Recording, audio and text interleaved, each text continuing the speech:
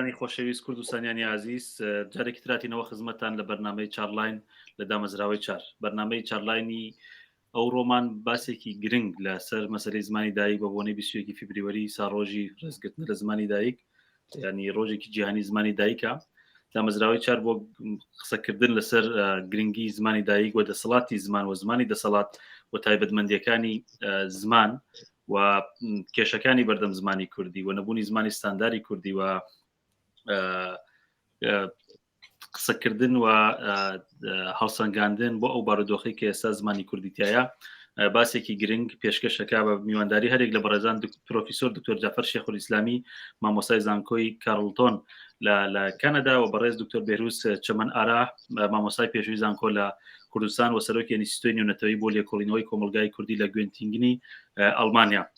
و من و هاوڕێم کاگەمینی سورخابی لە دامەزراوەی چار لەگەڵ ئەو دوو میوانە بەڕێزەمان ئەو باسە گرنگا دێنە بەرباس و لێکۆڵینەوە و بەناوی خۆم و کاگەمینی شەوە بە خێراتنی هەرتوو میوانی عزیزمانەکەن بەخێر بن سەرچاو با باسەکەمان لەوە دەست پێ بکەین ڕەنگە ئەم پرسیارێکی دووبارە ژێ بۆی بەڵام بۆ دەواازەیەک بۆ باسەکەمان لە دکتۆر جعفەر و دەست پێەکەم ئەویشەوەی زۆر دەرباز لەوە کرێ زمانی دایک گرنگە بەدڵنیایی وە گرنگە ئەگەر لەوە دەست پێ بکەین گرنگی زمان بۆ مرۆڤێک چیەوە خەسارەکانی پشتگوێخستنی زمانی دایکی چین یا ئەو دەسەڵاتە چیە کە زمان بە هەر مرۆڤێکێدا لە کۆمەلگای خۆیاوە پشتگوێخستنی ئەمانە ئەتوانێت بوارێکی نەگەتیڤ لەسەر کەسێک دابنێ گەر زمانی دایکی خۆی پشتگوێ بخە و لە پرۆسەیەکی گشتگیرترا ئەگەر پەیتا هەر تاکێک لە تاکانی کۆمەلگا زمانی خۆیان پشتگوێ بخەن زمانی دایکی خۆیان ئەو کۆمەلگا بەرەو چ ئاراستەیەگەڕوە. زۆر سپاس بۆ میوانداریتان. ڕۆژی زمانی دایکیان دایکی لە هەموو لایەک پیرۆز بێت. پرسیارەکەت وابزانم نازانم چەندەت کات هەیە ئەگەر یەک دوو مانگت کات هەیە ئەوە دەباز دکتۆر بێروس دابنیشین و هەوڵ بدەین وەڵامی ئەم پرسیارە چڕ و پڕە بدەینەوە چونکە پرسیارەکەت بەڕاستی زۆر لایەنی گرتەوە بەڵام ئەگەر ڕێگان بدەیت بەوە دەست پێ بکەین کە گرنگایەتی زمان و زمانی دایک بەتای بەڵە ئێمە بەهۆی زمانەوە بووین بە بوونەوەرێکی کۆمەڵایەتی تەنها ئێستا زانستی ژنتیک و DNA نیشانی داوە کە ئێمە جیاوازیەکی ڕەنگە بەقەت سەرموویەکمان هەبێت لەگەڵ مەیمون و شامپانزی و ئەو حیوانانە دیکە لەو باری ژنتیکەوە شتێکی کە ئێمە لێک جیا دەکاتەوە زمانە. لە ڕاستیدا زمانیش هەر بۆیە هاتوۆتە گۆڕێ لە نێو مرۆڤەکاندا لەو کاتەوە کە مرۆڤەکان هەستیان کردووە دەبێ هاوکاری بکەم بە یەکەوە بۆ ئەوە کە بتوانن کاروبارەکانی ڕاپەڕێنن داهێنان بکەن بیری تازایان هەبێت چیرۆک بژێڕنەوە بۆی کە بزانن دوێنێ دنیا چۆن بووە بۆی کە پلاندا بنێن بۆ داهاتوو لەو کاتەوە زمان پەیدا بووە و ئینسان زمانی دروست کردووە بە چ زمانێک دیارە ئەمە بەڕاستی علمی غەیب نییە کە بزانین بە زمانی دایک کراوە ئەو شتانە چونکە خەڵک پێشتر لە شوێنی زۆر بچووک ژیاوە و پەیوەندی نەبووە لەگەڵەوانی ترە تا زمانی تر بزانێ کۆمەڵگەکان یەک زمانیان زانیوە بەڵام کە پەیوەندی زیاتر بووە هاتوچۆ زیاتر بووە هەتا ئەم پەیوەندی هاتوچۆیە زیاتر بووە تێکەڵاوی زیاتر بووە کەوا بۆ خەڵک زمانی زۆرتریشی زانیوە هەتا سەردەمی مۆدرنیتا خەڵک لە تەواوی دنیا زۆر بۆی گرنگ نەبووە چێت چ زمانە قسە دەکات زۆر خەڵک ئەگەر پێویست بۆ چەند زمانی زانیوە و گرفتیش نەبووە بەڵام لەو کاتەوە ئەمە بوو بە گرفت کە پێیان وابوو نەتەوە دەوڵەتی مۆدێرن دەبێ یەک زمان یەک کولتور یەک حکوومەت هەمووش یەک جەیش یەک لەشکر هەموو شت یەک بێ لەو کاتەوە ئەمە چەند زمانە بوونی وڵاتێک بوو بە گرفت بۆ ئەوانەی کە لە دەسەڵاتدا دەنابوو ئەوەی کە زمانی خۆی هەیە قەدەمە گرفت نەبووە زمانی خۆی هەبوو و ئەگەر پێویست بۆ زمانی تریش فێر بووە بەکو وڵاتی خۆمان وەکو ناوچەی خۆمان خوێندن بە زمانی دایک بۆیە ئاوا گرینگە چونکە هەزر و فکر و هۆشی ئێمە بە زمانی دایک بە زمانی یەکەم دەپشکوێ چەکەرە دەدا ئێمە بەو زمانە گۆشت دەکرێن بۆیە زۆر گرینگە کە ئەو مەدانە بدرێ بە منداڵ هەر بەو زمانەی ماڵەوە هەر بەو زمانەی گەڕک بچێتە فێرگەولانی کەم بۆ 7 ساڵی سەتایی بەو زمانە بخوێنێ هەڵبەت دەکرێت لەگەڵ ئەو زمانە زمانی تریش بخوێنێ ئیتر ئەمە بۆ وێن ئێستا لە وڵاتە من لێ دەژیم کەنەدا سیستمێکە پێی دەڵێن ئیمرژن تێکەڵاوی کە نزیکەی 12 شێوازی هەیە ئەوە ئیتر دەمێنێتەوە بۆ کۆمەڵگەکان بۆ جڤاتەکان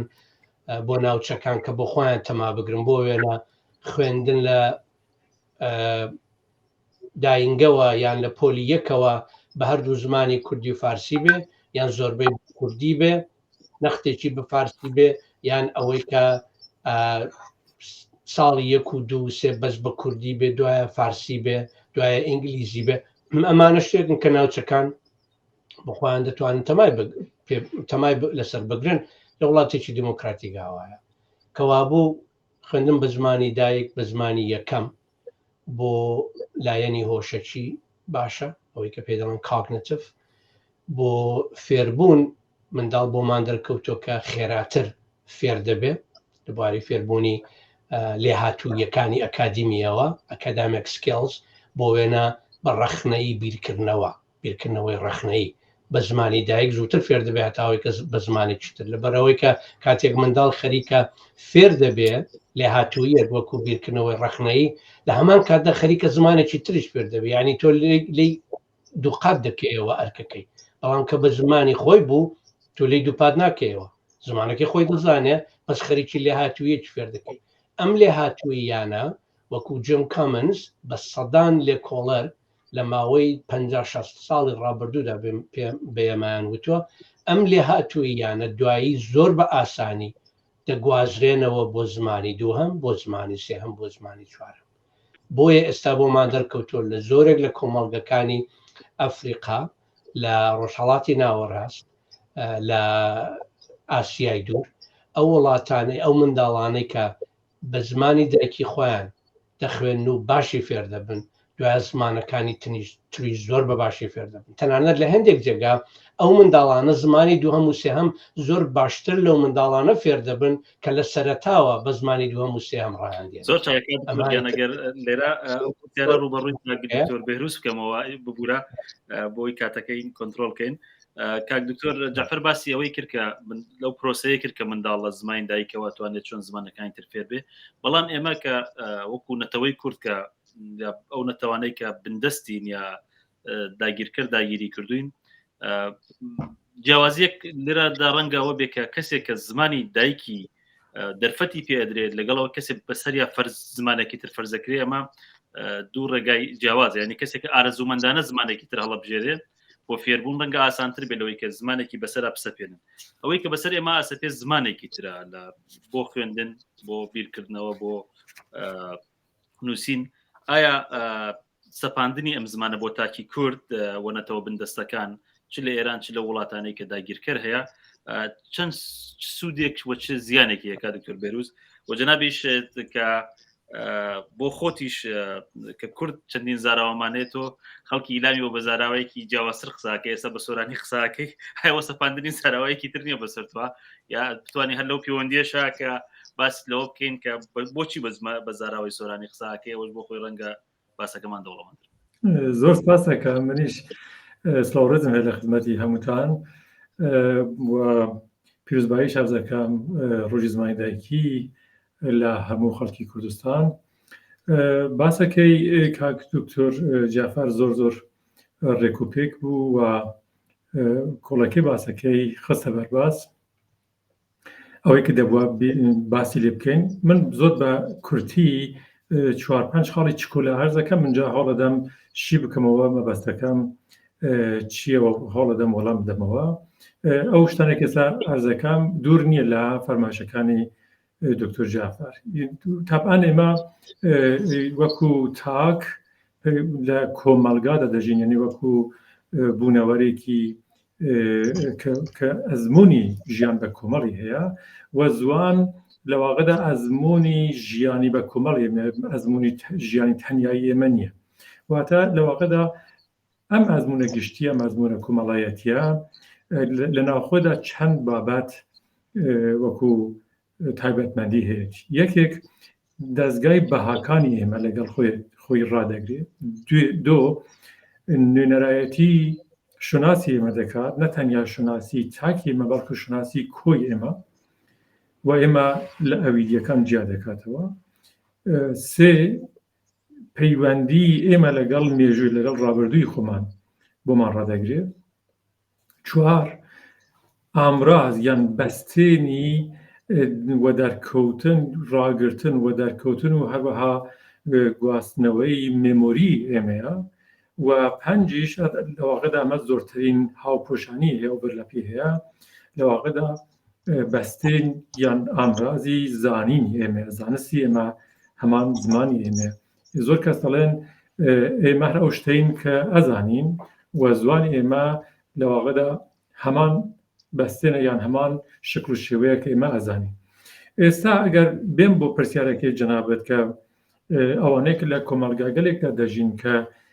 ئەوەندە دەسەڵاتی سیاسییان بۆ پەروەردەکردنی مناڵەکان بە زمانی خۆیانیان نییە، دۆخیان چۆنە، چیان بەسەر دێت و چ جۆرە هەڵسوکۆتێک یان ڕەفتارێک لە ناوخۆشیان ممکنە بەدی بێت. هەر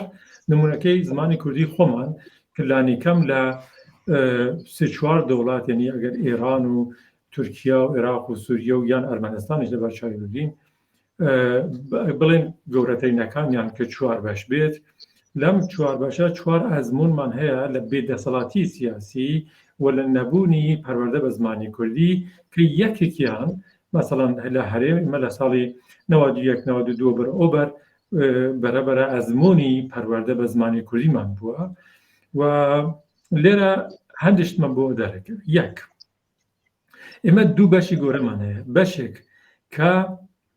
تەسلیمە بن لە کۆمەڵگایەک، ئەڵێ من لەگەڵ زوانی باڵا دەست هیچ جیاوازیکم هەر ئەوە وەردەگرم قبولی دەکەم، واتە سێ کارەکات. یەکێک پرستیژی زوانەکەی تر وەردەگرێت، دوو کارامەیەکەی وەردەگرێت یعنی بەکاری هێنیوە، سێ خۆی لە ئەو شوناس زوانیە پێناسە دەکات. ئەمە تەسلیمی تەواو. هەندێک هەن تەسلیم نابن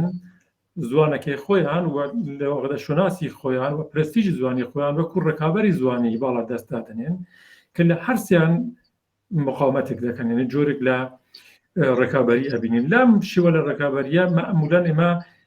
خەڵکەکەمان مەجبورە بن لە دەستگای پەروەردە زوانی دەستگای باڵا دەست بگرن، بەڵام هەوڵەدەن پرستیژەکەی نەهێنن، هەروەها شوناسەکەیش نەهێنن، یعنی خۆیان لانیکەم لە ڕووی شوناس و پرستیژەوە جیا بکەنەوە.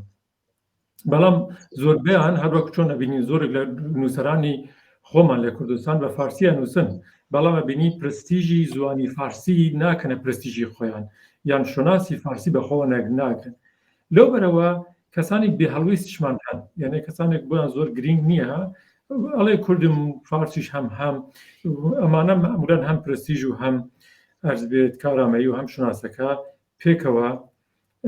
وەرەگرن. لێرە شتێکی کە ڕوئەدات ئەوەیە کە کاتێککە تۆ هیچ کام یعنی بێهەڵویستیت یان تەسلیمە بیت لە درێژمەودا لە کۆمەڵگاکەی خۆت دەبڕیت، سەد لێ شێواویت بۆ دروستە بێت، نازانێت تۆ هی کامە کۆمەڵگایت، کاتێک لەگەڵ ئەویدیەک لە دەرەوەی ئەویدیەکێک کە خۆت لە ناویا خەریکی پێناسە دەکەیت، مەسەڵەن چی بۆ لە کۆمەڵگای فارسی ئەی بکت نییە، بەڵام کە ئەچی بۆ کۆمەڵگایکی عەرەب یان ئەچی بۆ ناو کۆمەڵگایکی ئینگلیزی ئاخر یان ئەڵمانی، لەوێ لێتەپرسن لەوێ لەواقعدا بۆ یەکەم جار ڕەنگە لەگەڵ پرسی شوناسی خۆت ڕوبەڕوو بیتەوە و لەوێت خەمۆکی ئەتکرێت یان کێشەی پرستیژ یان کێشەی نەبوونی دەستگای زوانی بۆ دەستگای معرفەتیەکەت کە بتوانانی خۆت تیا بنوێنی. ئەمانە هەیە. لەبارەی ئەوەی کە داینامیکێک لە ناو خودی زوانی کوردیشە هەیە، ئەوەش دیسان ئەبینین جۆرێک لە تەسلیمبوون لە هەندێک کەسا هەیە. مەسەڵەن ئێستا من کوردێکی ئیلامیم، بە دەلایلێک دێم کوردی ناوەڕاست قسەکەم، دەلایلەکەی هەندێکی پرستیژە، هەندێکی ئەوەیە کە سنوورێک لەگەڵ ئەویدیەکەی خۆمدا بنم، هەندێکی کارامەیەکەی هەر ئەو سیانە ئێستا من مثالێکی سادە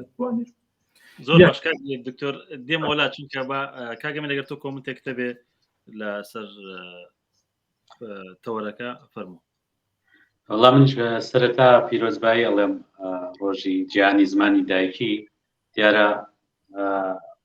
میوانە خۆشەویستەکان کۆمەڵێ بابەتیان وروژان بابەتی گشتی و هەرچەند ئەساسیە بەڵام باسی زۆری لێوە کراوە. ڕاستیەکەی زمان بابەتێکە کە لەوانەیە ئەگەر کەمێک لە ڕوانگەیەکی ترۆ بڕوانین بۆی لە سەرەتاکانی مۆدرنیتەوە با بڵێن ئەو کاتانەکە مرۆڤ هەستیە کرد کە خۆی کاریگەرە و ئەتوانێت کاریگەری دابنێت لەسەر جیهان، بابەتێک یان پرسیارێک هاتە ئاراوە بوو کە پەیوەندی ئینسان یا پەیوەندی ئێمە لەگەڵ دەرەوەی خۆت چ شتێکە ئەو پەیوەندیە سازەکە، ئەو دیوە ئەو شتە چییە، ئەو ڕەسانایە ئەو شتەکە ئەم دوو ئێمە و دەرەوەی خۆمان لە ڕێگەی چیوە پەیوەندی سازەکەین. سەرەتا مەسەلەن کەسێکی وەک دێکارت ئەڵێ زێهن ئاەنەی عینایانی ئەوەی کە هەیە زێهن ئەتوانێ بیبینێ. دوایەوە کەسێک وەک کاند بۆ نمونە دێ ئەڵێ نا ئەوە زێهنەکە شکل ئەدات و بە شێوەیەک ئەوە زێهنەکە هەموو ئەنی عین بەو جۆرە نییە کە وجودی هەیە ئێمە ئەیبینەوە زێهنەکە ساختارێکی بۆ دروستەکە. ئەمە بەستمەوە بوو. بەڵام لە قەرنی 20 یەک شتێکی گەورە کە ڕوەدا ئەوەیە بەحسی زمانە. کەسێ وەک فرێگە دێت ئەڵێ پەیوەندی ئێمە و جەهانی دەرۆمان زمان دیاریەکە. مەبەستمەوەیە کە بڵێم لەسەر گرنگی زمان بە تایبەتی کە چەندێک گرنگە و لەگەڵ ئەوەیشا زمانی دایکی. یعنی مەسەلەکە ئەوەیە کە ئەم پەیوەندی ئێمە لە دنیای ئەمڕۆ بە تایبەت کە هەتا هاتووە قودرەت و شتابی پەرەپێدان و تەوسعە و دنیای دیجیتال و هوشمەند یعنی زۆرتر ئەگەڕێتەوە بۆ ئەوە کە پرسی زمان دیارە زمان فقط ئەوە نییە کە قسەی پێەکەی زمان کۆمەڵێ بابەتی تری وەکو کردار و ئەوەی کە پەیوەندی بە شێوەیەک بە زمانەوە هەیە ئەوەی شەگرێتە خۆی. جا ئەمە یعنی نیشانەی ئەهەمیەت و گرنگی باسی زمانە کەوایە ئەکرێت ئێمە ینی چینە سەر تەوەرێکی تر ئەم پرسیارە بەرەوڕووی خۆمان بکەینەوە کە من حەزەکەم لە دکتۆر جعفەر شێخولئیسلامی بپرسم ئایا بەم تەوسیفاتە یا بەم پێشەکیە کە باس کرا ئایا ئەکرێت بڵێن نەتەوەیە کە زمانەکەی نەپارێزێت و هەوڵی بۆ نەدا بیپارێزێیان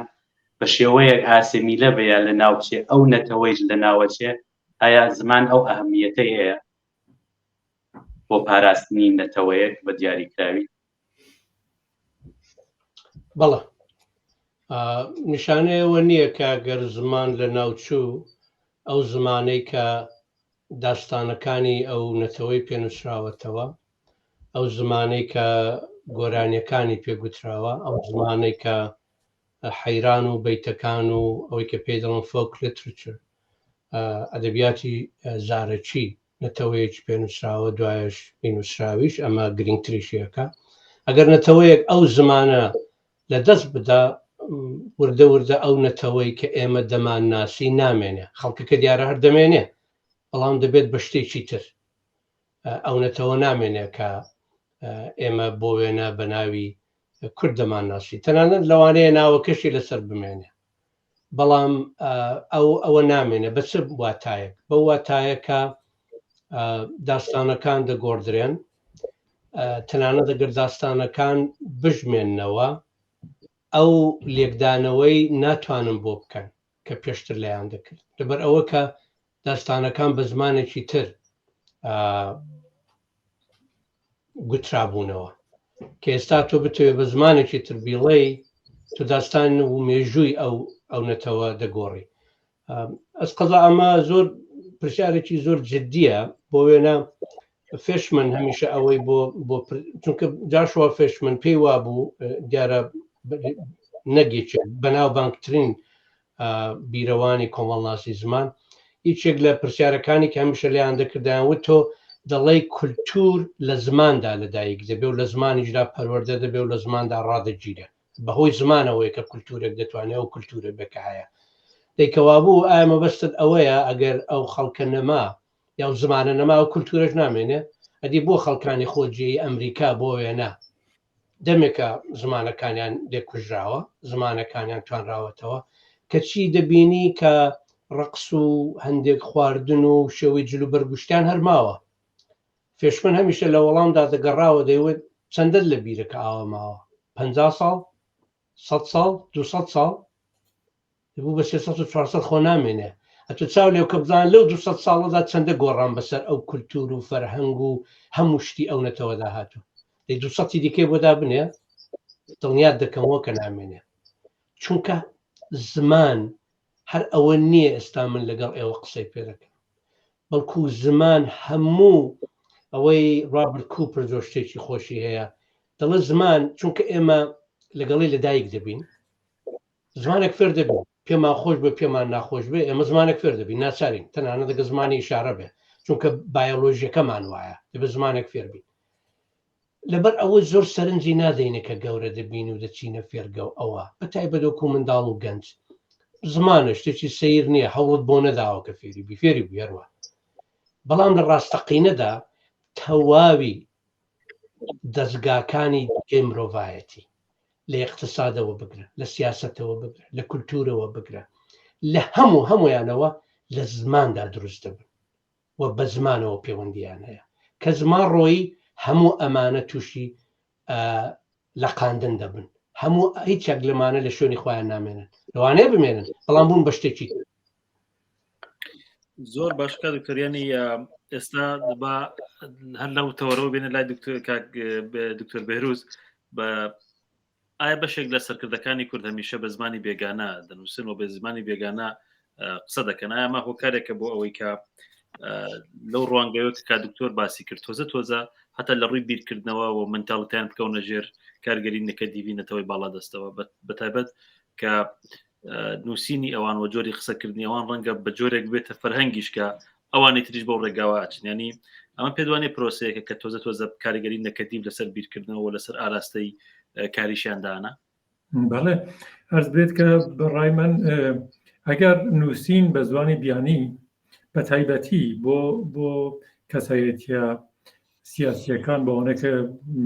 خەڵک چاویانێ دەکەن لیان فێر دەبن بە قسەیان دەکەن ئەگەر نووسین بە زمانی بیانی ئامانج بێت ئەمە زۆر خەتەرە ئەمە لەواقعدا بەکردەوە و بە شێوەی معرفی بە هەر جۆرێکی بڵێ دەرەنجامەکەی نەرێنیە بەڵام ئەگەر بە شێوەی تاکتیکی یان تکنیکی بێت یعنی بە شێوەیەک هەندێک جار هیبریت بێت جارێک مەسەڵەن کوردی بنووسی جارێک تورکی بنووسی جارێک فارسی جارێک ئینگلیزی بۆ لەواقعدا پاراستنی مافەکەی من لەوێ کێشەیەک نابینم یعنی بە جۆرێک کەڵکوەرگرتن لە ئامرازی زوانی باڵادەست بە شێوەیەکی پراگماتیستی بۆ ئامانجەکانی کورد و کوردستان لەوێ من بە تەنها بە باشی ئەزانم ئێمە توانین لە توانای هەموو زوانەکان کەڵکوەربگرین بۆ داخوازی مافەکەمان بەڵام ئەگەر نا زمانەکەی خۆمان تەرکەین بە تەواوەتی وەگەرەکمان بێ وەک چۆن دەبینین لە هەندێک لە ئاساب مەسەڵەن بە زمانی کوردی هیچ خەواتێک ناکەن بە زمانی مەسەڵەن تورکی ئەو کاراکان ئەنووسن قسەکان چالاکیەکان بەڵام لەواقعدا لەو بڕواایەدان کە خەریکن کوردایەتیش دەکەن من لام وایە کە ئەمە تەنیا و تەنیا لە پرۆسەی یعنی لەواقعدا جۆرێک لە کارامەیی سیاسی ئەتوانێت لە گوتاری کوردی جێ خۆی بکاتەوە بەڵام لە ڕووی شوناسیەوە و لە ڕووی معرفیەوە و فەرهەنگیەوە ئێمە تووشی دابڕانێک دەکات لە داهاتوو کە ناتوانین بگەڕێنەوە بووی وەمە خەسارە و لەواقعدا لە ڕووی دەرەنجامەوە دەرەنجامی نەرێنی هەیە و دەرەنجامە نەرێنیانە کاگەمین پێ وایە دەتوانێت چی بێکە کاک دکتۆر دەڵێ دەرەنجامی نەرێنی لەکەوێتەوە ئەگەر سەرکردەکانی ئەمە بە زمانی دەسەڵاتی داگیرکرد بیرکەنەوە و لە هەمان کاتە بنووسن دانی خۆی زمان بابەتێکی زۆر بەربڵاوە لە ڕاستیە و تەنیا ئەوە نییە ینی تۆ دێڕێک ئەێنیتە سەر سەرحەیەک ئیسە لە تۆڕی کۆمەڵایەتی یا هەر شتێک بینوسی لەسەر کاغەز تەنیا ئەوە نییە هەر وشەیەک مێژوویەکی ڕەوایەتێک یان نەڕیشنێک لە پشتێتی بەڵام ئەوەی کە ینی سەرکردەیەکی سیاسی یا چالاکێکی سیاسی بە بڕای من ینی بابەتەکە ئەهەمیەتەکەی لەوایەکە ینی مەبەستەکە چی بێت تۆ جاری وا بینی مەسەلەن سەرکردەیەکی سیاسی بە فارسی پەیامێکی هەیە هەر ئەو پەیامەی بە کوردی جۆرێکی تر ئەگوازێتەوە ینی ئەکرێت ئەمە وەکو خەسارێک بێ بەڵام ئەوە ئەبێ ئەوەیش قائل بیتۆ بۆ چالاکێکی سیاسی کە وەکو تاکتیکێک ئەوە لە بەرچاو بگرێ بەڵام وەکو خودی زمانەکە ینی کە کەسێک هیچ هەوڵێک نەداکە زمانەکەی پاراوتر بکاتەوە نووسینەکەی ئەو بابەتێکی ترە و پێم وابێ ینی تەوەرێکی تری بابەتێکی تر ئەکاتەوە کە ئەتوانین بیپرسینەوەی شەوەیە کە خودی زمانی کوردیە دروستە ینی ئەو زمانانە کە ئیسە ڕێگە پێدراون یان نێودەوڵەتین یان دەوڵەتەکان کاری پێەکەن بەردەوام لە گەشەکردنان لەوانەیە هەندێک زمان خۆی ئەو پتانسیڵێتیان نەبێت یا حکوومەتەکە یا ئەوە کە کاری پێەکات زۆر گرنگی پێنەدات بەڵام زمان کە تۆ کارت لەسەر نەکرد لێکۆڵینەوەت لەسەر نەکرد ئەو زمانە تووشی دواکەوتوویە بێت ینی هەستەکەم ینی بابەتەکە بەرەو ئەوە بەرین کە ئایا زمانی کوردی کە مەبەستەکەی ئەمان بەرنامە زیاتر لە بێگومان لەسەر زمانی کوردیە چەندێک لێکۆڵینەوەی لەسەر کراوە و چ بوارێک هەیە کە لێکۆڵینەوەی لەسەر نەکراوەوە پێویستە لەسەری بکرێت پێم وابێ ئەو بابەتێکی مهمە ئەگەر لەوانەیە دکتۆر جعفەر بتوانێت یارمەتی تر بێ بۆ وەڵامدانەوە چی کامە بوارە کە مەسەلەن کاری لەسەر نەکراوە لە زمانی کوردیە بۆ پێویستە جار زۆر من ئێستا لێرە بەڕاستی بە ئاواتەوەم خوێندکاری لێهاتوو کە ببورنەوەش دەڵم بەڵام بە ئینگلیزی باش بزانێت چونکە زانکۆکەی ئەمە لێرە بە ئینگلیزیە ئینگلیزی باش بزانێت بێتە ئێرە تاوەکو کاری لەگەڵ بکەم بۆەوە کە لە سەدان بابەت کۆڵەتەوە کە پێویستیان بە لێکۆڵینەوەیە بە شێوەیەکی ئەکادمی و ڕۆژاوایی بەڵام بەر لەوە کە پسمە سەرەوە هەندێک باسی و چەند شتان بکەم کە پێویستە لە چی بکۆڵینەوە با ئەوە بۆ بیر هەموو دۆستان بێنمەوە بۆ بیر خۆمان بێنینەوە کە باسی زمانی دایک و چەند زمانە کرا ئەوەی کە ڕێبەرە کوردەکان بە زمانی دیکە دەدوێن و ئەوە ئێمە یەک شتمان لەبیر بێ بەڕای من گوتاری ئێمە بۆ پەرەپێدان بە زمانی دایکی و خوێندن بە زمانی زگماکی نابێ بە پێی ئەو بۆ چوونەوە بێکە یان ئەمە یان ئەوە نا بەڕای من دەبێ بڵێن هەردوولا هەمویان ئەوەندی بگونجێ منداڵەکانمان فێر بکەین هەرچەند زمانی بۆیان دەکرێت فێر بن بەڵام زمانی زگماکی زمانی یەکەم دەبێ ببێ ئەساسەکە ئەمەیە ئەوەی کە هەر شتێکی دەیکەین بەڕای من دەبێ لە دەورێ ئەم فکرە بێ زمانی دایک ئەوەڵ بەڵام هەرچەند زمانی دیکە زیاد بکرێت باوەشمان لەبیر بێ پارەکە یونسکۆ دروشمەکەی خوێندن بە زمانی دایک بوو ئەم ساڵ دروشمەکەی 2024 ئەو ئێستا چاوی لێ دەکەم کە دەگەڵێەوە قسە دەکەم واتە خوێندنی چەند زمانە UNESCO Celebration of International Mother Tongue Day 2024 will highlight the importance of implementing multilingual education policies and practices as a pillar to the achievement of Sustainable Development Goal 4, which will for all inclusive quality education and lifelong learning وتدعي وتا promote ئەوە دەکا پاڵ بە ئەم فکرە وەدەنێ کە خوێندن بە چەند زمان هەبێ بەڵام لە پاراگرافی دوایەدا دێتە سەرەوە کە خوێندن دەبێت بە زمانی دایک دەست پێ بکە دوایش هەرچەند بۆمان بکرێت زمانی دیکەی لێ زیاد بکەین سەبارەت بۆی کە لە چی بکۆڵینەوە هیوادارم من کاتی کاگە دکتۆر بێهروز نەگرم زۆر شت هەیە بۆ وێنە ئێمە تا ئێستاش نازانین بەڕاستی با دەگەڵ خۆمان دڵپاک و ڕووڕاست بین ئێستاش ئێمە نازانین سەتا چەندی خەڵکی کوردستانی ڕۆژهەڵات بەڕاستی دەی هەوێ خوێندن بە زمانی دایک هەبێ نیمانە بەڕاستی هیچ ئامارێکمان نییە هیچ ڕاپرسیەکی جدی نەکراوە لە هەموو کوردستان ئایا ئەمە ناوچە هەتا ناوچە جیاوازە ئایا بەسدایان هەیە بە کوردی دەست بکەم بە خوێندن کە من پێم وایە دەبێ وابێ بەڵام ئایا خەڵکەکە چی دەوێت چونکە یەکشتمان لەبیر بێ باشترین سیاسەتەکانی زمانی ئەگەر ڕەزامەندی خەڵکو و جەماوەریان لە پشت نەبێ بۆی چۆناتر لەوانەیە بگەنە شوێنێک بەڵام بە چەسانەوە و بە کێشە و هەرا کۆتاییان پێدی وەکو چۆن تا ئێستا سیاسەتی زمانی لە ئێران و لە تورکیا و لە شوێنی دیکە ئەو هەمە شەڕ و هەڵڵای بەدواوە هاتووە چونکە ڕەزامەندی خەڵکی لەگەڵەوە کەوا بۆ ئەوە زۆر گرینگە ئەوە بزانین گرینگە ئەمە بزانین کە ئەگەر بمان هەوێ ئێمە زمانی کوردی سبەینێ لە مەکتەب بێت چه زمانە کوردیەکمان دەوێت چونکە بمان هەیە و نەمان هەوێ لە تاران پەیتا ئەوەمان لێ قوت دەکەنەوە ئێوە ئەو هەموو زمانن بە تایبەت لەم دوایانەدا من هەستم پێکردو هەندێک ڤیددیۆ بڵاو دەبنەوە کە بە ئانقەست دەی هەوێ بڵێ باشە دەتەوێت بە کوردی بخوێنی بەکان کوردی دەتەوێت بخوێنی بۆ وێنە ڤیددیۆیەکە و ڕۆژانە چاوم لێ دەکرد سێ کەسی تێدا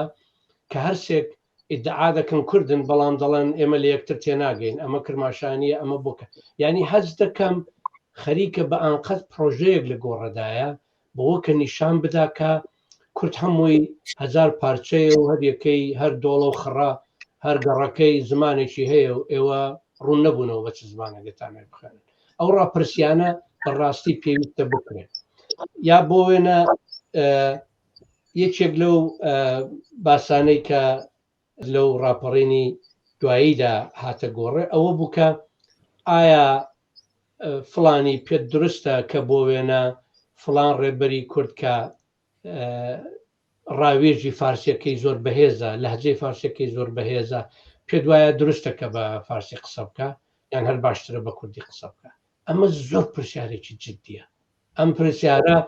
نزیکەی 6 ساڵە لە ئەوروپا لێ دەکۆڵدرێتەوە لە ئەمریکا لێ دەکۆڵدرێتەوە بۆ وێنە سەردەمی خۆی کاتێک زمانی فەڕەنسی لە پارێزگای کوبەک نزم بوو ئاستەکەی بە واتایەکە ئینگلیزی زۆر باڵادەست بوو تەنانەت لە ناوچەی کوبەک لە مۆنتریال بازاڕیان بەدەستەوە بوو هەموو زانکۆکانیان بەدەستەوە بوو زمانی فەڕەنسی لە ئاستێکی نزمدا بوو تەنانەت لە نێو خەڵکەکەی خۆیدا چەند پرۆفسۆر بۆ شک کەوتن کوتیان باشە بڵێ ئەوە خوێندکارەکانمان مامۆستاکانمان چۆن بیر لە زمانی دایکی خۆیان بکەنەوە هاتن ئەکسپەریمەنتێکیان کرد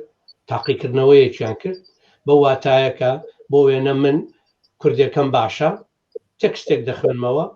بەڵام فارسیەکەشم ئەگەر زۆر باش بێ و لەهجەی نەبێ ئەوی شەر دەخوێنمەوە هەمان عینی تێکست دوایی بۆ خوێندکاری دادنێم بۆ خوێندکاری فەڕەنسی و خوێندکاری ئینگلیزی هەندێک پرسیارم نزیکەی 20 پرسیار دەڵم ئەو کەسە پێ دوایە زیرەکە ئەو کەسە پێ دوایە چەندە لە مۆزوع دەزانێت پێ دوایە ئایا ئەو کەسە بۆ دۆستی تۆ دەبێت پێت خۆشە ببێتە هەواڵت پێ دوایە ئایا ئەو کەسە جێ متمانەیە دەی هەموو ئەمانە ویان دەرکەوت کە زۆربەی خەڵکەکە ئەوەی کە بەلهەجەی فەڕەنسەویشتە کە دەخوێنێتەوە نمرەی خراپی وەرگرتو بۆ وێ نابێت دۆستی بی وێ ناچێت لە مۆزوعەکە باش بزانێ ئەوەی ئینگلیزیەکە زۆر زیرەکە زۆر دەبێت دۆستی چاک بێ دەبێت زۆر خۆشتی پیش بێ هەموو ئەم شتانە دوایی ئەوەی کە زۆر بەڕاستی شۆکی کردن ئەوە بوو کە بۆیان دەرکەوت تەنانەت خوێندکارە فەڕەنسیەکانی شەروا بیر دەکەنەوە ینی ئەوانی زمانەکەی خۆیان لە لا سووک بووە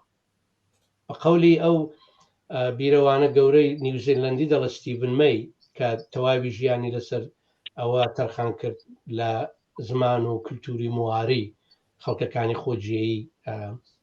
خۆجیایی نیوزیلند کۆڵەتەوە دەڵە کاتێک تۆ زمانێکت بە درێژایی مێژوو هەر سەرکوت کرد منداڵەکەی کە چۆ فێرگە جوێی لەو زمانە نەبوو خۆ بێ عەقڵ نیە دەزانێم زمانە لە ڕوانگەی وێەوە دەزانێت زمانە بایەخی کەمە دەیوردەوردەوە لای دەنێ دایک و باوکێک کە بزانێ ئەو زمانە یارمەتی منداڵەکەی نادا کە کاری باش بدۆزێتەوە کە پێی بچێتە زانکۆی باش وردەوردە و زمانە وەلا دەنێ لە ماڵەوە قسەی پێ دەکا بەڵام کە چۆ دەرەوە دەڵە ڕۆڵی خۆ تووشی کێشە بۆ دەکەی بۆ خۆ تووشی سەرچە دەکەی خەڵک پراگماتیکە خەڵک زیرەکە خەڵک بۆ بەرژەوەندی خۆی دەجوڵێتەوە دەسەڵاتێک کە زمانێکی سەرکوت کرد وردە لێنەوە خەڵکەکەی داسوود دەبێت بۆیە زۆر گرینگە زمانە کەمینە کراوەکان لە وڵاتێکی وەکو ئێران ڕسمی بکرێن لانی کەم لە ناوچەی خۆیان ئەگە نایانەوە لە ڕادەی نەتەوەییدا ئەوەی کێ پێ دەڵێن دەوڵەت نەتەوەدا بیکەن بانیکەن ئەوەکو هندستان لە ڕادەی ناوچەییدا بیکەن و لە هەمووشت گرنگتر ئەمەیەکە منداڵی کورد منداڵی ئازربایجانی منداڵی بەلوچی منداڵی عەرەب بە زمانی زگماکی خۆی دەست بکە بە خوێندن بۆەوە کە بزانێت زمانەکەی بایەخی هەیە بۆەوەی کە مێشکەکەی باشتر بپشکوێ بۆەوەی کە ناسنامەی خۆی باشتر دابڕێژێ بۆەوەی کە باشترین چانس و شانسی پێ بدرێ کە بتوانێت لە مەیدانی کار لە چێبەرچەی بازار لە چێبەرچەی خوێندن و پێشکەوتن بتوانێت سەرکە. زۆر باشکە دکتۆر کاک دکتۆر بێروز ئەگەر ئەو بەسەرهاتاوە ئەو قسانەی کە دکتۆر جعفەر باسی کرد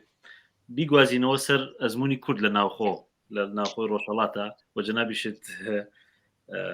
ماوەیەکی زۆر نی هاتوویتە دەرەوە ئایا ئەم پرۆسە بۆ ئاسیمیلاسیۆنی کردنی زمانی کوردی و قسەکردن بە زمانی کوردی چۆن لە ئێرانە پەرەی پێ ئەدرێەوە چۆن ئەگەر ئەو شێوە ڕێگانەی کە دەسەڵاتی داگیرکەرەی گرێتە پێش بۆ ئاسیمیلاسیۆنکردن و بێ ئەهمیەتکردنی زمانی کوردی لە ڕۆژهەڵاتە لە چه قۆناغێکایەوە چۆن ێباتێ پێشێگە لەو بوارەوە باسەکەمان درێژە بدەین سپاسەکە زۆر باسێکی گرنگ بوو باسەکەی کاک جعفەر منیش فێر بووم زۆر سپاس ئەرز بێت کە ئەوەی کە لە ئێرانی مە خەریکین دەبینین و ئەو جۆرە لە هەڵسوکۆت لەگەڵ کوردانی ڕۆژهەڵات یاتوانین لە چەند دیوە تەماشاکەین یعنی تکنیکەکانی ئاسیمیلاسیۆن یان لەواقعدا لە ناوبردنی زوانی کوردی شتێک بەتە مەحاڵە وەکو چۆنیەتی ئامرازەکانی بە تکنیکەکان ئەتوانین باسکەین لە گرنگترین تکنیکەکان کە دەسەڵاتی ناوەند کە ئێستا زمانی فارسیە ئەنجامەدات وە کەڵکی لێوەردەگرێت سەرەتا بە پرستیژکردنی بەشێک لە زمانی فارسی و حەزبی باقی ڤاریێشنەکانی زمانی فارسیە سەرەتا یعنی ئەو جورە کە لە تاران قسەی پێدەکرێت پرستیژی هەیە ئەوەی کە لە یازد و ئێسفەهان و ئەرز بێت لە شیرازە ئەوانەیە بە شێوەیەک دیگرێت یان نەزم دەکرێنەوە بۆەوەی کە تەنیا یەک جۆری فلات لە زمانی فارسی پیشان بدرێت ئەوە لە واقعدا جۆرێک لە فارسەکان پێ دەڵێن جۆرێک لە پیرایشکردنە لەنی لە بڕین بۆ جوانکردن اینجا ئێمە کە زوان فارسی نین ئێمە زوانگەری ئێرانی دیکەین کە جیاوازین لەگەڵ ئێمە دەبێت چی بکەن وە چیان کردو لە تکنیکەکانیان لە واقعدا پەیوەندیان هەیە بە ئەوەی کە تۆ لەکوێ بیت پەیوەندیت بە چ دەستێک لە هەرێک لە بەشەکانی کوردستانەوە بێت جۆری پەیوەندی یان جۆری ڕەفتار یان جۆری هەڵسەنگاندنیان جیاواز بووە هەر لە کردنەوەی رادیۆەکان لە بەشەکانی کوردستان بە تایبەتی مەسەڵەن رادیۆی کرماشان سنە مەهاباد ئەو بیرۆکەیەک بووە کە سەرەتان نەهێڵن کە کوردیەکی یەکدەست لەوێ شکل بگرێ بەڵکو کوردی جەزیرە بمێنێ واتە یەک لە جێگەوەیەک ئیجازە بەن یەک دانە ڕپرزنتاتیڤ یا یەک دانە نوێنەری زمانی کوردی لەوێ شکل بگرێت هەوڵیانداوە بە شێوەیەکی سیستماتیک چەند نوێنەری جیاواز لە چەند گۆشە دروست بکەن کە سەرەتا لە ئەو یەکبوونە بکەین ئەوە یەک یعنی جیامان بکەونەوە بۆ کە ڕاحەتر بشکین ئەوە یەک دوو هەر لە ناوخۆیشە گەورەترین بەشەکەیان گرتووە وە لە گەورەترین بەشەکەیاندا گەورەترین بەشی کۆمەڵایەتی کە گەورەترین بەرهەمی ئابووریشی لە پشتەوە بووە شاری کرماشان بووە یعنی زمانی بازار و ئەرز بێت جەماوەری گەورە ئەمە گەورەترین بەشی مترۆپۆلی کوردستان بووە لە کولی مەجموعەکە کە ئازانین زۆرێک لە سەر کۆنسولەکان لەوێ بوون زۆرێک ئەسەن ڕۆماننووسی فارسی نازانم بازار ئەوانە هەموو لەوێ بوون کە ئەمانە هەوڵیاندا لە پرۆسەیەکی درێژخایەن کە هێشتاش بەردەوامە بە گۆڕانی دمۆگرافی یان جەماوەر هێنانەوەی جەماعەتێک لە عێراقەوە لە ئێسفەهانەوە لە گوڵپایگان لە شیراز لە ناو عێراق هێنانیان بۆ ناو شاری کرماشان لەلایەکەوە دوو هێنانی دەستگای پەروەردەیەکی تایبەت بە تایبەت مەدرسەی ئەرز بێت ناوێکی بوو ئەماد دەوڵە پێم وابێ یا ئێتماد دەوڵە ئەوە شتێک ناوی کەسەر لە مشکم پەڕی لە هەر حاڵ بام تکنیکەلەوە هەوڵیاندا شاری کرماشان تێک بن بازارەکە بێتە بازارێک بە دەستی ئەوانەیەکە لە دەرەوەی گوتاری کوردیەوە خەریکن دێن و لە دوای ئەوەی تر گوشارهێنان بە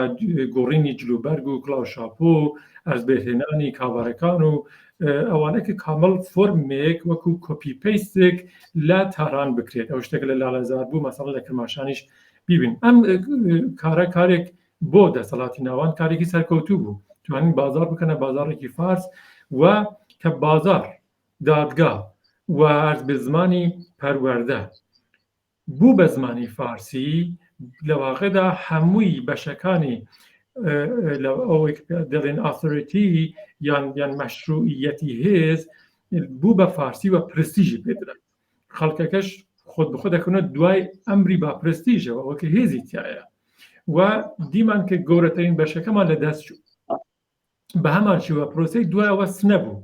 سنە تاکو ساڵانی 65 و تا سەرەتای ساڵانی هەفتای خۆریش هەر خەڵکەکەت زۆرینەیان وەکو پرستیژێک بە فارسی قسەیانەکرد تەنانەت لە سەقزیش بە هەمان شێوە عەرز بێت و ئەمە تەشەنەیە کرد بەرەو سەرەوە بەرەو ناوەندی یعنی سەختترین ناوەندی گوتاری کوردی کە هەم ئەهلی سنەت بوو هەم کوردی ناوەڕاست بوو و هەم لە گوتاری سیاسی بە تایبەتی مەسەڵان قازی محەممەد کە پێشەوا بوو لەوێ سەری هەڵدا بوو کە مەهاباد بێت وەکو ئاخرین سەنگەر بووە کە لەوێ بەرگری دەکرد ئەم بابەتە ئێمە لە کوردستان لە ڕۆژهەڵات سێ-چوار هەڵاتی دەبینین یەکێک پەراوێزخستن بووە یەکێ حەزب بووە یەکێک حەزبی نوێنەر بووە نوێنەری زمانی یەکێک هەر ئەم تەفرەقە لەوەی کە من کوردی فڵان شوێنم کوردی ئەو دی و نازانم گوتارێک لە پشتەوە یعنی تکنیکێکە بۆ لێکجیاکردنەوەی ئەوانەیە کە دەتوانن پێکەوە ببن و حەزبی نوێنەرەکانیان تکنیکەکان جۆر بە جۆر بووەوە ئێمە لە ئەنوا و ئەقسامی تکنیک و تاکتیکگەلێک بۆ ئاسیمیلە بوون بەسەرمان هاتووە بگرە لە ئیلات لە کرماشان لە کوردستان لە مەهابادی دەوروبەر هەر یەک بە جۆرێک ئێمە ئەزمموی جیاوازمان بووە بەڵام بەعام ئەتوانین بڵین بە خۆشحاڵیەوە زوانی کوردی ئەو توانایی بووە کە لە بەرابەری نەک تەنیا ئێستا بەڵکو لە مێژووی ڕابردووی خۆی لە بەرابەری سێ زوانی زۆر گەورە کە هەمویان دەسەڵاتی ئیمپراتوریان بووە خۆی بپارێزێت و بمێنێتەوە و ئێستا خۆشحاڵیەوە دەبینین وێ ڕێەوەی کە لە ڕۆژهەڵات ئێمە دەستگای پەروەردەمان نییە هێزی سیاسیمان نییە بۆ مانایە کە دەسەڵاتی زوانی محسوب بێت بەڵام دەسەڵاتێکی فەرهەنگی بنکەی چکولێمان هەیە کە زۆر لە تەوزیعەکەی زۆر زۆر گەورەیە و خەڵکەکە وریاتر بوونەتەوە و بە هەمان شێوە کە دەبینین بە خۆڵی ئەمنیەتەکان ئەڵێن مۆزاییک بە مۆزاییک خەریکن زمانی کوردی بە تایبەتی لە کرماشانی ئیلام پێشڕەوی دەکات و خەریکە زمانی فارسی بەرەو شوێنێک کە تەنیا شوێنە ئەجباریەکە یعنی هەوزەی فەرمی بوون بەرەو ئەوە هەچێت و خەڵکەکە خەریکن دیسان دەگەڕێنەوە بۆ باوشی زمانی کوردی ئەمانە دۆخی ئێستای زمانی کوردیە و من تەسەوەرەکەم ئەمە تەنیا بە دەسەڵاتێکی فەرهەنگی ڕوویداوە ئەگەر دەسەڵاتی سیاسی لە پشتی بووە پەروەردە بە شێوەی سیستماتیک لە پشتی بووە زمانی کوردی ئەیتوانی زۆرتر یەک بگرێت و بەجۆری خۆی بنوێنێت ئەو یعنی لە ڕاستیە ئەگەر ئەو باسەی جەناب و دکتۆر جەعفەریش کردی ینی ئەمانگەیەنێ زیاتر بەو بەرەو ئەو ئاراستەکە ینی پەیوەندی نێوان دەسەڵات و زمانە کە بە پێچەوانەی ئەو بانگەشە کە ئەکرێ ئەڵێ بە فارسیەکەی ئەڵێ زەبان مۆەلدی قودرەتە یا بە عەکسەکەی لە ڕاستیە جۆرێک هیچ کامێکیان نییە نی زمان لە ناو دەسەڵاتەکە ئەو کاتەکە دەسەڵاتەکە هەیە ئەو زمانەکە هەیە دەسەڵاتەکەیش دروستە بێت ئەنی چەندێک من نیشانەدا کە چەندێک گرنگی زمان ئەبێ لە بەرچاو بگیرێت و ئەوەی دەزانین کە بەشێک لەو خۆڕاگریە کە ئەکرێت لە زمانی کوردی کە کردوێتیەوەیە کە زمانی کوردی زمانی بەرگری بووە نی بەشێکی ئەوە بووە کە توانیوێتی تا نازێکی زۆر خۆی بپارێزێ. بەڵام حەزەکەم ئاماژە بە یەک خاڵیش بکەم کە یعنی ئەمە ئەزمموی بەشێکی زۆرە لەو کەسانەیە کە بۆ نمونە خوێندویانە لە ئێران و جۆرێک لە ڕەوانشناسیان دەرووناسی کۆمەڵایەتی ینی لێکۆڵینەوەیەکیان کردبوو کە ئەو کەسانە کە بە زمانی دایکیان ناخوێنن و ئاگاهیان هەیە لەسەرەوە کە سەرکوت کراون و ینی زمانەکەیان ڕێگەیان پێ نادرێت بە زمانی خۆیان بخوێنن. دوو ئەنجامی زۆر سەیری بوو کە تووشی دوو نەخۆشی نەک بە معنا دەروون ناسانەکەی بە معنای کۆمەڵایەتیەکەی ینی یەکێکیانەوەیە کە جۆرێک تۆ تووشی ئسکیزۆفێرنی کۆمەڵایەتی ئەبیت لە هەڵس و کەوتا و کەسەکە ڕێگەی پێ نادرێت بە زمانی خۆی بخوێنێت و جۆرێکیش پارانوێت ینی ڕەفتارێکی دژبەر دوولایەنە لە تاکێکە کە بەتایبەت لەگەڵ ئەچێتە مەرکەز لە ناوەندە جۆرە و جۆرەکانە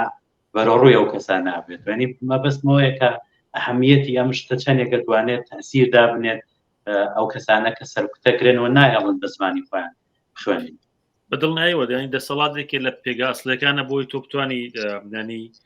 گرنگێکی تایبەت و بەرەو پێشوونێکی تایبەت و بواری زمانی خۆت و پەروەردەی خۆت بدەیت بۆ نمونەی ما بین لە کوردستانی باشوورە ئێستا یا لە باشووری کوردستان بە حکمی ئەوەی هەم زمانی کوردی دانی پێدانراوە لەلایەن دەوڵەتی مەرکەزەوە لە هەمان کاتیشە بۆ حکمی و 32 ساڵەکە ئەزمموی کوردی هەیە لەوێ پەرەیەکی زۆر بە زمان دراوە لەوێ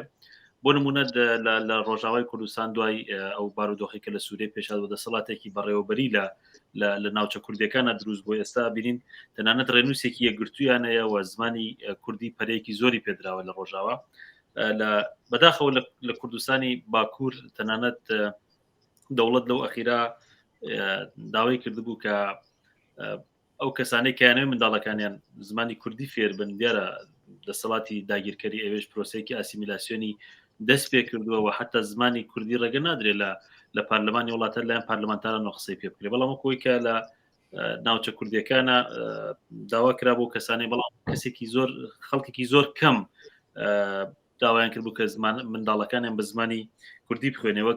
کە دکتۆریش باسی کرد جاری وایە خەڵکەکە ئەهمیەتێکە چونکە زمانی دەسەڵات نییە بەڵام لە ڕۆژهەڵات سەرەڕای ئەو پرۆسەی کە دکتۆر بێهروزیش باسی کرد بەڵام ئێمە دەبێ ئیشارە بەوەش بکەین کە کۆمەڵێ ئەکتیڤیست کۆمەڵە چالاگوان کۆمەڵێ کەسی تێکۆشەر پێشمەرگە ئاسانە بەرگری لە مانەوەی زمانی کوردیەکەن و لە پێناوی ئەوەشە باجی زۆرە دەن بۆ نمونەیەمە شاژنی وەکو زارە محەممەدیمانەیە کە لەسەر زمان زندانیە کرێ مژگانی کاوسیمانەیە کە لەسەر زمان زندانیە کرێ و ئێستا دەیان ڕێکخراومان هەیە لە کوردستانی ڕۆژهەڵات سەرڕای هەموو بێ ئیمکاناتیەک پەرە بە زمانی کوردی و فێرکردنی زمانەدەن منم ئەو پرسیارە لە کات دکتۆر جعفەر بکەم ڕۆڵی ئەم ڕێکخراوە مەدەنیانە لە پاراستنی زمان لە ناوخۆی ڕۆژهەڵات چۆنە بینیوە ئێمە کە زمانی دەسەڵاتی داگیرکرد هەوڵی ئاسیمیلاسیۆنکردن نی زمانەکەمانەدا و ڕێگانە کە چێ دەوێت بیگرینە بەر کە خەڵکەکەمان کۆمەلگاکەیمە بیگرێتە بەر بۆی بتوانێت پەرەی پێ بداوە لە ئاسیمیلاسیۆنکردنی زیاتر بیپارێزێت. زۆر سپاس. مامۆستاهێ من کاتی خۆی کە دەچێت بۆ پەیکەرەی حاجی قادری کۆی نەمر ببینێ تەماشا دەکا گولەیەک بە پەیکەرەکە کەوتۆ نێوچاوانی حاجی ترەما دەبێتە ئیلهام بۆی کە شعرێکی بەرز بڵێ لە شوێنێک دەڵێ سەری تەعزیم لەبەر تۆ دانەواندن فەخرە بۆ هێمن بژی حاجی کە چێوی هیممەتت سەدکەندی ئەلوەندە. بەڕاستی منیش سەبارەت بە زارا خانم و مژگان خانم و هەموو ئەو پیا و ژن و مرۆڤە بەجەرگانەی کە تا ئێستا ژیانی خۆیان تەرخانی ڕاگرتن و بژانەوە و پەرەپێدانی زمانی کردووە سەری نەوازشدا دەنوێن بەڕاستی چونکە ئەوەی بە ئەوان دەکرێت بە منێک ناکرێت بەداخەوە کە لێرە دانیشتوم لێرە من دەتوانم قسە بکەمە تا بەیانی و لەوانەیە هەندێک قسەی زیاتر لە ئاشتی خۆشم بکەم هیچ تێناچێ بەڕاستی هەرچەند زۆر وشارم و کارە نەکەم بەڵام ئەوەی ئەوان دەیکەن لەژێر ئەو هەموو زەخت و زۆرە بەڕاستی جێگای تەقدیرە یەکجار گرینگە ئەوەی کە تۆ دەیبینی بۆ وێنە ماڵپەڕێک هاتووە 14 فەرهەنگ و قاموسی کوردی تێکەڵاو کردو لەگەڵ هەموو زمانەکانی لەسەر ڕاهەمویان تایب کردوێتەوە ئێستا تۆ هەر وشەیەکی بتەوێت نەکەر وشەیەک بەڵام زۆربەی وشانەی بتەوێت چ بە فارسی بیریان لێ بکەوە بە ئینگلیزی بیریان لێ بکەوە یا هەر بە کوردی بڕۆ تایپی بکە یەک تایپ دەیان نمونە دەداتێ لە قاموسی جیاواز کە ئەو قاموسە چی پێ دەڵێ ئەو قاموسە و چۆنی واتا کردوێتەوە من بۆ خۆم زۆر جاران کەلکی لێ وەردەگرم زۆر ئەمانە بەڕاستی کاری گەورن بەبێ حکوومەت بەبێ دەوڵەت بە تۆ کارانە بکەیت یەکجار گرینگە ئەو هەموو فێرگە و مەدرسەی زمانی کوردی کە هەیە لە دێگوڵان بێ لە سنە بێ لە سەقز بێ لە مەهاباد بێ لە شنۆ بێ ئەمانە زۆر گرینگن بەڕاستی خزمەتێکی گەوریان کردو ئەو کۆڕە ئەدەبیانەی کە هەیە ئەنجومەنە ئەدەبی کە لەوێ پێیان دەڵێن سەرڕای هەموو ئەو تەگەرانەی کە دایان هاوێنە بەڕێیان و دایانهوێ بربەستیان بن بۆ وێنە ماوەیەک لەمەوبەر ڕاگەیاندراوێک هیچێک لەو شارانە ناوێت ناهێنم با تووشی چێشەنە بن شتێکیان نووسی بوو کە دانیشتنێکەیە بە بۆنەی خوێندنەوەی فڵان ڕۆمان و زۆر تەبلیغێکی ئاسایی بە فارسی بوو منیش بەژێرەوە بۆ کەسەکەم نووسیم فڵانی نەدەکرا ئەمە بە کوردی بێ بەرحاڵ دانیشتنەکە بۆ ڕۆمانێکی کوردیە لە شارێکی کوردی ئەوانەی دێشدا دەنیشتن کوردن باشە نەدەکرا هەم بە کوردی بە هەم بە فارسی لە وەڵامدا نووسی خەریکی تووشی چێشەمان دەکەی دکتۆر یعنی شتەکە زۆر پڕیشە لە پارادۆکس و لە ئاکسیمۆرانی سیر لەو شوێنە لەلایەکەوە دەتوانی دانیشتنت هەبێ بە کوردی بەڵام نابێ لافیتەکە دیان ڕاگەیاندراوەکەت بە کوردی بێت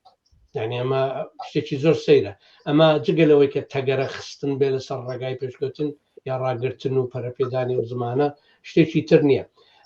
ئەوەی کە جەنابەت باسی دەکەی پێشتریش کە باسی ئەوە کرا لێکۆڵینەوە دەکرێت چ بکرێت چماوە بکرێت لە بواری زمانی کوردیدا بە تایبەت لە چوارچێوە ڕۆژهەڵاتدا ئەوەی کە ئینگلیزی پێ دەڵێ language activism چالاکی زمانی ئەمە یەکێک لەو بوارانەی لێکۆڵینەوەیە کە دەبێت زۆر بەجددی بکرێت دیارە ئێمە ئێستاوە دانیشتوین باسی ئەو هەوڵ و خەباتانە دەکەین کە لە ڕۆژهەڵات دەکرێت لە دەرەوەی وڵات دەکرێت هەموو ئەمانە هەمووی زۆر باشن هیوادارم هەروە درێژیانە بێ بەڵام تا ئێستا ئێمە نەهاتوون بە شێوەیەکی ئەکادمی بە مێتۆدی ڕێکوپێک و بە تیۆری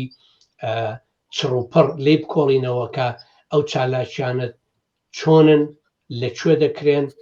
بۆ دەکرێن ئامانجەکانیان چییە و تا چ ڕادەیەک سەرکەوتو بۆ وێنە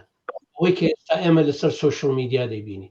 بە تایبەت بۆ وێنە شوێنێکی کە من زۆر چاوی لێ دەکەم و داتایەکی یەکجار زۆرم تاستە کۆ کردوێتەوە بۆ وێنە ئینستاگرام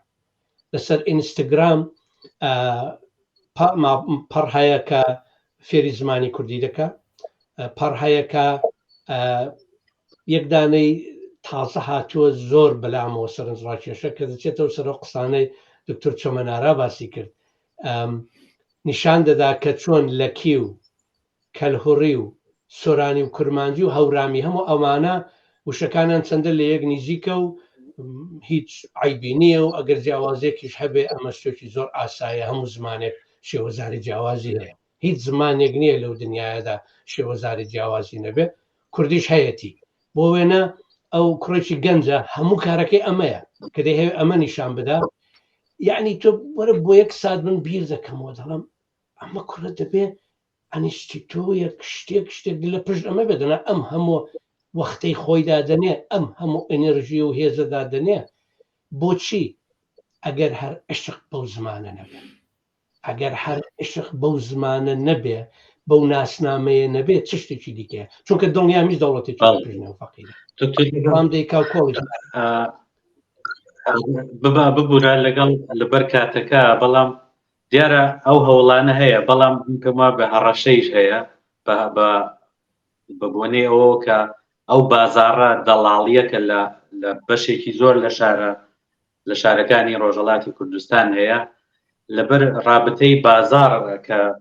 کە دروستی ئەکات جۆرێک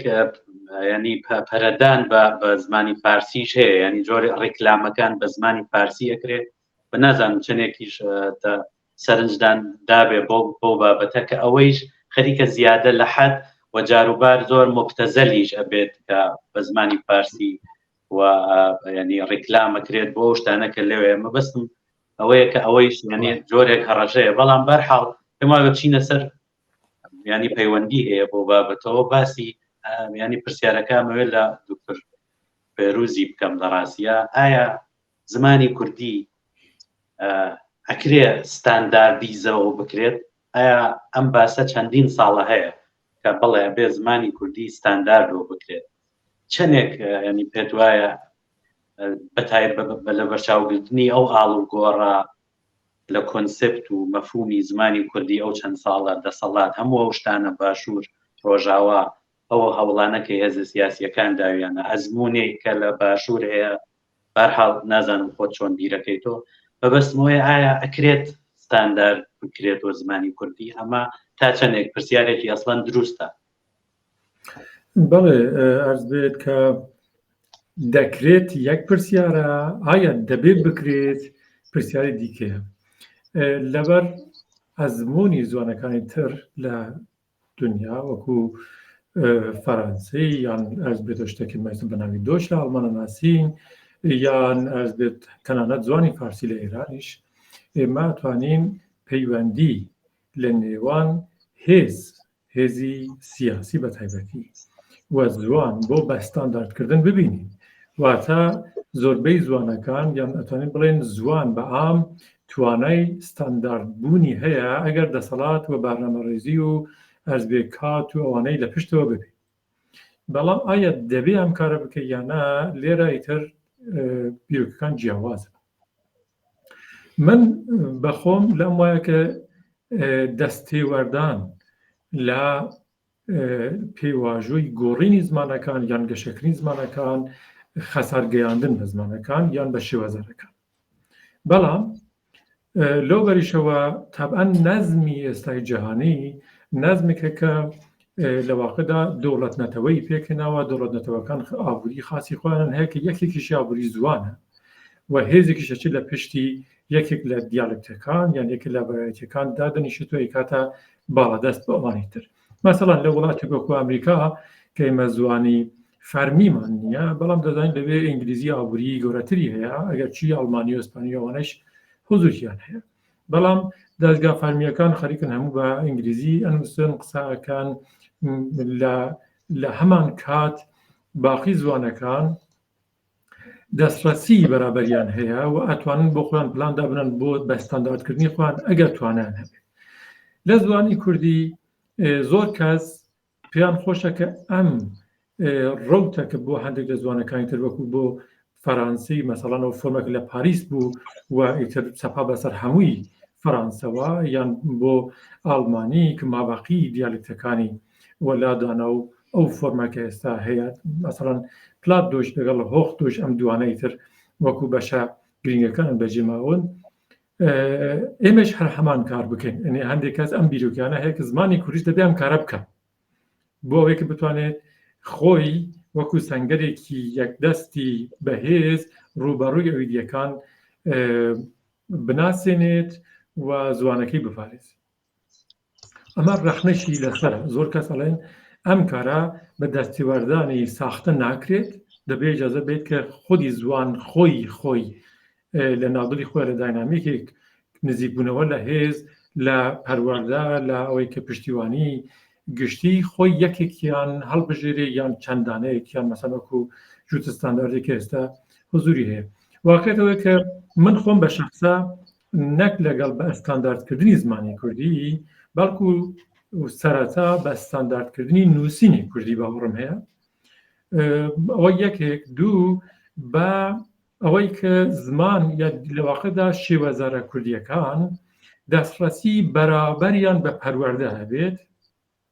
بۆ ئەوەی کە خۆیان بتوانن بنوێنن و بتوانن لەواقعدا ئەوانەی کە نوێنەری ئەساسی ئەو شێوەزاریەن بتوانن لە سەحنی دەسەڵات و لە حوزەی سیاسی یان لە وجوهی فۆرماڵ بتوانن دفاعکەن، یعنی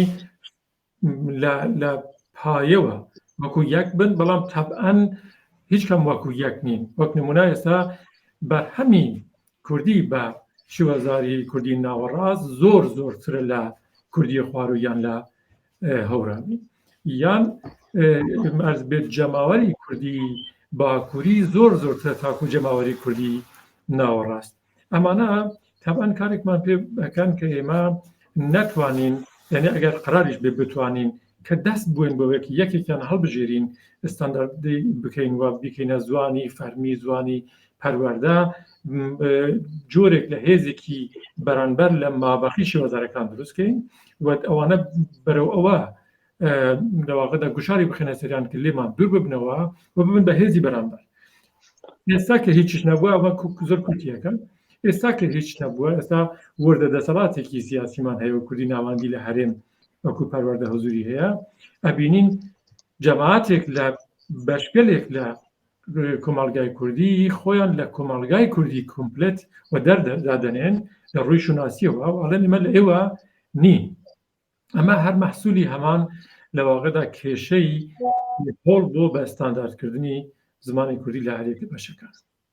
زۆر سپاس کا دکتۆر. ئێمە لە دامەزراوەی چارکە کاتێ دەستمان بەکارکردێکم کارمانەوە بووکە بنووسین بە هەر زاراوەیەکی بەشێکی کوردستان. ئێمە کێشە نییە، مافی بەرابرە دەین کە هەر کەسێ بە زاراوەی خۆی بنووسێەوە بۆی بڵاوەکەینەوە، ینی دەبێت جۆرێک لەو بەستەڵەکە بشکێنین کە زاراوەی من زاڵە بەسەر زاراوەی توایە، ئەو زاراوە ئێمە ناتوانین فێربین. لە ڕاستی ئەگەر تەمرینی ئەو بکەین زۆر ئاسانە. زاراوەکانی زمانی کوردی دەتوانێت زمانێکی دەوڵەمەنی کوردی پێشکەشکاوە بۆ کا دکتۆر فەرمووی کا دکتۆر جەعفەر، ینی بە 5 زاراوە کەسێک دێ ئەو وشە ئەڵێەوە هەمووشی نزیکە لە یەکەوە، ڕەنگە تا ڕادێک کە لە فزەکەی تۆزێک جیاوازی هەبێت. لە ڕاستیە تۆ جەناب ئیشارەت بە نقطەیەکی زۆر گرنگ گرەمەوێت بڕۆمە لای دکتۆر جەعفەر بۆ ئەویش ئەوەیە بەر لە زمان ستانداردکردنی زمانی کوردی ستانداردکردنی نووسینی کوردیەکی لە کێشە گەورەکانە. ئێستا بە تایبەت ئەگەر دوو نمونەی باشوور و ڕۆژهەڵات وەرگرین، من حەزەکەم دکتۆر جەعفەر ڕوو بکاتەوە ڕۆژهەڵات بە کوردی نووسینی باشوور رازی نییە و باشووریش بە کوردی نووسینی ڕۆژهەڵات رازی نیایە. هیچ لێکۆڵینەوەیەک کراوە. زۆر جارێکیش کە تۆ هەڵەیەک ڕاستەکەیتەوە، من ئەوم زۆر بینیوە، هەڵەیەک ڕاستەکەیتەوە ئە بەڕاستی ئەمە خزمەت نییە بە زمانی کوردیە. زۆر جارێک کەسەکەی بەرامبەر کە هەڵەی بۆ ڕاستەکەیەوە دەپرنگێتەوە، دوورەکەوێتەوە. ئایا ئەوش بە خۆی کێشە نییە؟ ئەم کێشە کە یەکێ لە کێشەکانی نێوان باشوور و ڕۆژهەڵاتە لە ڕووی ستانداری نووسینەوە کات دکتۆریشتی دەبێت ڕێکخرێ. بۆچی تا ئێستا لێکۆڵینەوەی لەو پەیوەندیە نەکراوە بزانین چی بکەین کا دکتۆر جەعفەر؟ ئەو پرسیارانەی خۆر لە بیر بێ تکایە، بەڵام من ناچارم شتێک بڵام، چونکە ماوەیە کە پرۆژەیەکی گەورەی وەشانخانەی ئاکسفۆردمان بەدەستەوە چەند ساڵە، دکتۆر بەهروزیش زەحمەتی شەشاوە بەشدارە تێیدا. من بۆ خۆم لەسەر وتارێک کار دەکەم لەگەڵ پرۆفسۆرێکی هۆلەندی لەسەر زمانی ستاندارد، پرۆسەکەی و مێژۆکەی و ئەمە. یەکشمان لە بیر بێ ئەو شێوەیەی کە ئاڵمانی و فەڕەنسی و ئینگلیزی و ئەوەی کە پێیان دەڵێن زمانە مۆدێرنەکانی سەردەم ستاندارد بوون جیاوازە لەگەڵ ئەوانەی کە دوایی ویستیان ستاندارد بن، وەکو کەتەوە. ئێستا مەسەڵەن کەتەڵان خۆ لە کوردستانی ژنێ ئەو زڵمستەمەی ئێستاشی لەسەر نییە، بەڵکو خود مختارن ئۆتۆنۆمن، بەڵام دوو کەتەڵۆن هەیە لانی کە مەگەر سێنە بێ. کەتەلۆنیێنی ڤەلەنسیا دەگەڵ کەتەلۆنی بارسەلۆنا جیاوازن. تەنانەت دوو ئەکادمیان هەیە، ئەکادمییان لە بارسەلۆنا هەیە، ئەکادمییان لە ڤەلەنسیا هەیە، بەڵام هەردووکشان کەتەلۆنیان جیاوازە لە ئیسپانیایی. ئەوانەی کە دوای هەوڵی ئەوەیاندا بۆچی جیاوازن؟ لەبەر ئەوەی کە سەردەمێک هەوڵی ئەوەیاندا کە ئەوڵەن ئەو سیستەمی سنترال و ناوەندی خواز و کە گۆپاڵێکی بەدەستەوە بوو نەبوو، ئەوانی دیکە بۆ گۆپاڵە و کارایان کردەوە. پاشان ئەوان لە کاتێکدا دایان هەوێ ئەوە بکەن کە هەر ئەو کاتە زمانێکی وەکو ستاندارد ئیسپانیایی ڕسمی بۆ لە ئیسپانیا، واتە تۆ ئەگەر لێرە زۆر زەخت بکەی بۆ شارێک بۆ ناوچەیەک دەڵا حاشا هەر نام هەوێ ئیتۆم ناوی خۆشم ناوێ ئەوە تا ئیسپانیایەکەم هەیە تاکە بۆ تووشی و چەم دەکەی پاشان مەسلەی مافی ئێستا کام کەمینە هەیە کە نەزانێ ئەویش مافی هەیە مافی زمانی هەیە مافی ئینسانی هەیە سەردەمی کە فەڕانسەوی ڕسمی بۆ ئەڵمانی ئەو شتانە نەبوو هێشتا جاڕی بۆ وێنە نێونەتەوەی مافی مرۆڤ نەدرا بوو ئەو جار ئەو زمانێکی زەق لەوێ نەبوو کە ببێتە ئالتەرنەتیڤێک نەبوو جگەلەوە ئەمانە ئەمووی چێشن بۆی ئێستا جەنابە دەگە بچی بۆ کۆرسیکا لەوێ زیاتر لە زمانێک لە عینی مەکتەب زیاتر لە لەهجەیەک تەدریج دەکرێت وانە دەگوترێتەوە وانە بە زیاتر لە یەکدانم دەکوترێتەوە لە کورسیکە و دنیاش خرانە بووە ساردینیا هەر ئاوایە زۆریان ئەمانن لە ئیتالیا لە چەندین ناوچە هەیە ئەگەر لە ستاناوەکە یەکجێر لە بیرم چۆوە بەڵام شێوەزارێکیان هەیە 5 شێوە ستانداردی هەیە بەهر 5 شێوە ستانداردیش لە فێرگەکان ئەوە وتارە بێتە دەرێ خوێنەری کورد هیوادارم بتوانێت ببینێ لەوە تێبگا ینی چۆن بڵم زانیاری بێتە دەست کە چیتر بەڕاستی من حەز ناکەم هێندە ئەو شتە دووپات دەبێتەوە داوای لە بردووی دەکەم شتەکە زۆر خۆپەرستانە نەبێ قسەکەم حەز ناکەم بەڵام لە ڕووی تاڕادەیەک ئاگاهی نەبوونی زانیاریەوەیە کە هەر کورد ئەو کێشە هەیە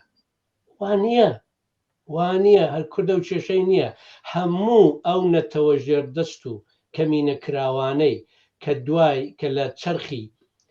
بیستە وەخۆ هاتوونەوە و دەفکری ئەو شتانەدا بوون هەمووی ئەو کێشەیان هەیە ئەمە شتێکی تازەنێ بەڵام بابێ مۆسەرەوەی کە جەنابەت پرسیت سەبارەت بە ئایا خەڵک ڕاست بکەینەوە من لێرە ڕای خۆم هەیە من پێم وایە لە کۆمەڵگەیەکدا کە نووسین بە کوردی حاشای لێکراوە نووسین بە کوردی سەرکورد دەکرێت کوردی ڕسمی نییە بە عالم ئاشکرا پەڕاوێز دەخرێ من پێم وایە هەر خەڵک بە کوردی بنووسێ بابنووسێ چۆن دەنووسێ بابنووسێ ئەگەر بەڕاستی زۆر هەوڵ دەدەی کە یەکێک ڕاست بکەیەوە من لەگەڵ قوتابی خۆم تەنانە دەو کارە ناکەم یەکجێ لە بەرچاوی خەڵکی تر ڕاستی بکەمەوە قەت من خوێندکاری خۆم لە بەرچاوی خوێندکاری تر هیچ کات ناشکێنمەوە هیچ کات ساڵە من مامۆستام لێرە لە کانەدا یەک جاریش شتیوا بۆم ڕووی نەداوە نابێ ڕووبدا مامۆستا دەبێ باشتر بزانێت کە نابێ شتیوا ڕووبدا چونکە ئەو ئینسانە گرنگترە لەوەی کە پیتێک هەڵە کراوەیان نەکراوە کەوا بوو خەڵک بریندار مەکەن لەسەر سوشل میدیا دەتوانین جۆرێکی تری بۆ ڕاستکەوە من بە خۆم هەندێک جار بۆ وێنە هیچێک نووسیوێتی کاکە جیان چۆنی من نووسیمە گیانەکەم زۆر باشم بێەوەی کە ڕاست بڵم تۆ وا مەنووسە یعنی کە من وام کرد بەڕاستی تعبیری من ئەوەیە من خەریکم زانیاری خۆم نمایش دەکەم چ پێویست دەکاو کارە بکە تۆ دەتوانین ناڕاستە خۆ ڕاستی بکەیەوە ئەگەر جارە لێ گەڕێ بەڵام ئەگەر تێ ڕاستی بکەوە ناڕاستە خۆ بیکە ئەوە سەبارەت بەمە و بەمەش ئەوە هەر دەگەڕێتەوە سەرەوە پرسیارەی پێشتری کاگە من کردی لێکۆڵینەوە چەوەکرێت ئێستا منەوە شتە دەڵێم لەبەرەوەی کە شتی ترم خوێندێتەوە لە زمانی دیکەدا بۆ وێنە ئینگلیزی کە کاتێک تۆ خەڵک ڕاست دەکەیەوە لە ڕاستیدا خەریکی بە لەوانەیە ڕەدولفعلەکە کاردانەوەکە ڕاست بە پێچەوانە بێت ئەو جار قەت بە کوردی نەنووسێتەوە بە چاگیا بەخرا دەڵا حاشا جا من ئەگەر سوکایەتیم پێ بکەن شێتمە و سەرێشەی بۆ خۆم دروست بکەم کەوا بوو ئەوە یەکێک لەو لێکۆڵینەوانەیە یەکێک بکۆڵێتەوە لەو خەڵکانەی کە بیستویانە دەست پێ بکەم بەڵام دوای ڕاست کراونەوە دوایە پرینگاونەوە و چیتری ناکەن بەڵکو ئەمە لە هەڵەدا بم بەڵکو بۆی دەرکەوە کە بڵێ نا هەستی کوردایەتی ئەوەندە بەهێزە لەوانەدا کە ئەگەر ڕاستیش کراونەتەوە ١٨ هەر درێژایانداوە و ئاوا فێر بوون زۆر جوانە بەڵام دەبێت لێکۆڵینەوەی مەیدانی بکرێت ئەوەی چێک لەوانەیە پرسیارێکی ترت کرد بە پەلە ئەویش بڵێن چ بوو بێجگە لە ئەوەی کە باشوور بۆ بە نووسینی ستانداری ڕۆژهەڵات ڕازینی ڕەشەڵات ئەوە دیارە شتێکی زۆر ئاشکرایە لە ڕاڵەتدا لەبەر ئەوەی کە ئێمە لەژێر فەرهەنگ و زمان و پەروەردەی فارسیدا ڕاهاتوین ئەوان لەژێر پەروەردە و فکری هەوڵی عوسمانی دوای عەرەبیدا ڕاهاتوین ئەمە هیچکی تێدانێ لەبەرەوەیە کە تۆ دەبینی ئێستا لە لای ئێمە عەقیکارێکی زۆر ساکار بۆ هەمووتان چاڵی کوردێکی ڕۆژهەڵاتی بکەن هیچی باشووری بزانیان کامیان زۆرتر کردار فعل لە کۆتایی ڕستەدا دێنن، کامیان زۆرتر فعل دەکەوێتە نێوە ڕاست و ئەوە شتێکی زۆرش کرایە باشوور لە بەرەوەکە لە ژێر تاسیری عەرەبیدا فعل کەمتر دەکەوێتە کۆتایی. ئێمە چونکە لە ژێر تاسیری فارسیداین زۆرتر هەوڵ دەدەین کردار فعل لە کۆتاییدا بنین کە هەندێک جار بەڕاستی کە دەیخوێنیەوە پشوبڕت دەکات، یعنی لە بیرت دەچێتەوە چ دەکوت دەبێ بگەڕێەوە لەسەر ڕەبی خوێنەوە. هەندێک جار ئی باشوورەکە تەواو باشتر ئاسقەزا بۆ تێگەیشتن. بەڵام تاستا لێکۆڵینەوەیکی ئەوە نەکراوە، زۆر ئاسانی شامە. ئەوەستەوە مێتۆدەکەشم کرد، هیچێک دەتوانێت بێنێ دەدەقان لە دەن و سەری جیاوازی ئەولا بێنە ئەولاش بێنە پێچیان بگرێ، بەڵام دوایی بێنە تاقیکاریەکیش بکە بۆ وێنە خوێندکاری پۆلی 5 و 6 دقێکی بڕێک ساکار ئی هەردوو شێوەیان پێ بدا، دوای هەندێک پرسیاری ئەوەی کە پێی دەڵێن کامپریهێنشن لێ تێگەیشتن بزانن لە کامیان باشتر تێگەیشتن. یعنی دەکرێت زۆر لێکۆڵینەوەی زۆر باش بکرێ بۆەوەی کە چی دیکە، چونکە هەندێک جار هەیە بۆ وێنە ئەگە دۆستان لە باشوور وشەکان زۆر درێژیان کردوونەوە، ئێستا پاشگری دا وەکو ئیزافە دەبێ پێوەی بچێ و بۆ وێنە لێک تێگەیشتن هەمووی بووە بە یەک سەردەمانێک ئەمە لەوانە بۆ 3 وشە 2 وشە بێ. ئەمەش دەتوانێت وەکو تاقیکاری لەگەڵ خوێندکاران بیکەیت، زانی کامیان سەریعتر دەخوێنەوە ئەمەیان یا ئەمیان. بەڵام ئەوەی کە تۆ بێنی ئەم تاقیکاریانە بکەیەوە دوایی دەبینی هەندێک کەس لەوانەیە هەندێک پاشگەز بنەوە لەوەی کە دێنن 1000 شێر و ڕێوی دێننەوە بۆ ئەوەی کە بڵێن ناڕێنووسی کوردی بەس دەبێت بە پێی مۆرفیمەکان بێ. بەڵام بە تەواوی ڕێزم بۆ ئەو دۆستانە من دەزانم ئەوانە چ دەکەن، ئەوانە ئەوەندە لە ژێر تەسیری ڕێنووسی فارسیدان کە بە هیچ جۆر ئامادەنینیانی 1000 شێر و ڕێویان بۆ بێنەوە فایدەی نیە، بۆتە ئایدۆلۆژی لەیان، چونکە فارسی ئاوات نووسێ پێی گەورە بوون ئامادەنێت جۆ بداتە هیچ شتێکی تر و دام بەوەدا بێنێ کە لە هەندێک لایەنەوە ئەو کوردی ناوەندی ڕێنووسەکە لە باشوور پێ دەنووسێ باشتر بۆ زمانی کوردی دەست دەدا. زۆر سپاس کا دکتۆر کاگە من ئەگەر کۆمنتێک جەنابەت. وەڵا من لەسەر ڕاستکردنەوەم پێم وا بێ زۆرتریش پرسێکی کولتوریە لە لای خۆمان لەوانەیە ینی کابرا بە شۆخی و بە گاڵتەی شۆ بۆت ڕاست بکاتەوە زۆری وایە بۆ نمونە شارێک بۆ شارێکی تریش، بەڵام بۆ لە وڵاتانی ڕۆژاوایی و بەتایبەت مەسەلەن ئاڵمان تۆ کابرا بۆت ڕاستەکاتەوە وەکو دکتۆر جەعفەر وتیە پێشت ناڵێ، بەڵام خۆت ناڕاستەوە خۆ تێگەی کە ئەوەی ئەو خەریکە بۆت ڕاستەکاتەوە. بەڵام یەک بابەتی تر بەحسی زمانی یەکگرتووە، دیارە زمانی ستاندارد و زمانی یەکگرتوو جیاوازی هەیە، ینی بە لەبەرچاوگرتنی ئەو باسانە کە ئێوە کردان و ئەو پلۆرالیزەبوونی شۆناسە جۆرە و جۆرەکان و بە لەبەرچاوگرتنی ئەوەیش کە ئەزانین زمانی کوردی زاراوەکانی، ینی لەوانەیە جاروباتەوە بڵێ گروپە زمانیەکانیش کە بۆ نمونە کرمانجی یا هەورامی مزەکەر و موانەس ئەگرێت یا سۆرانی وان یا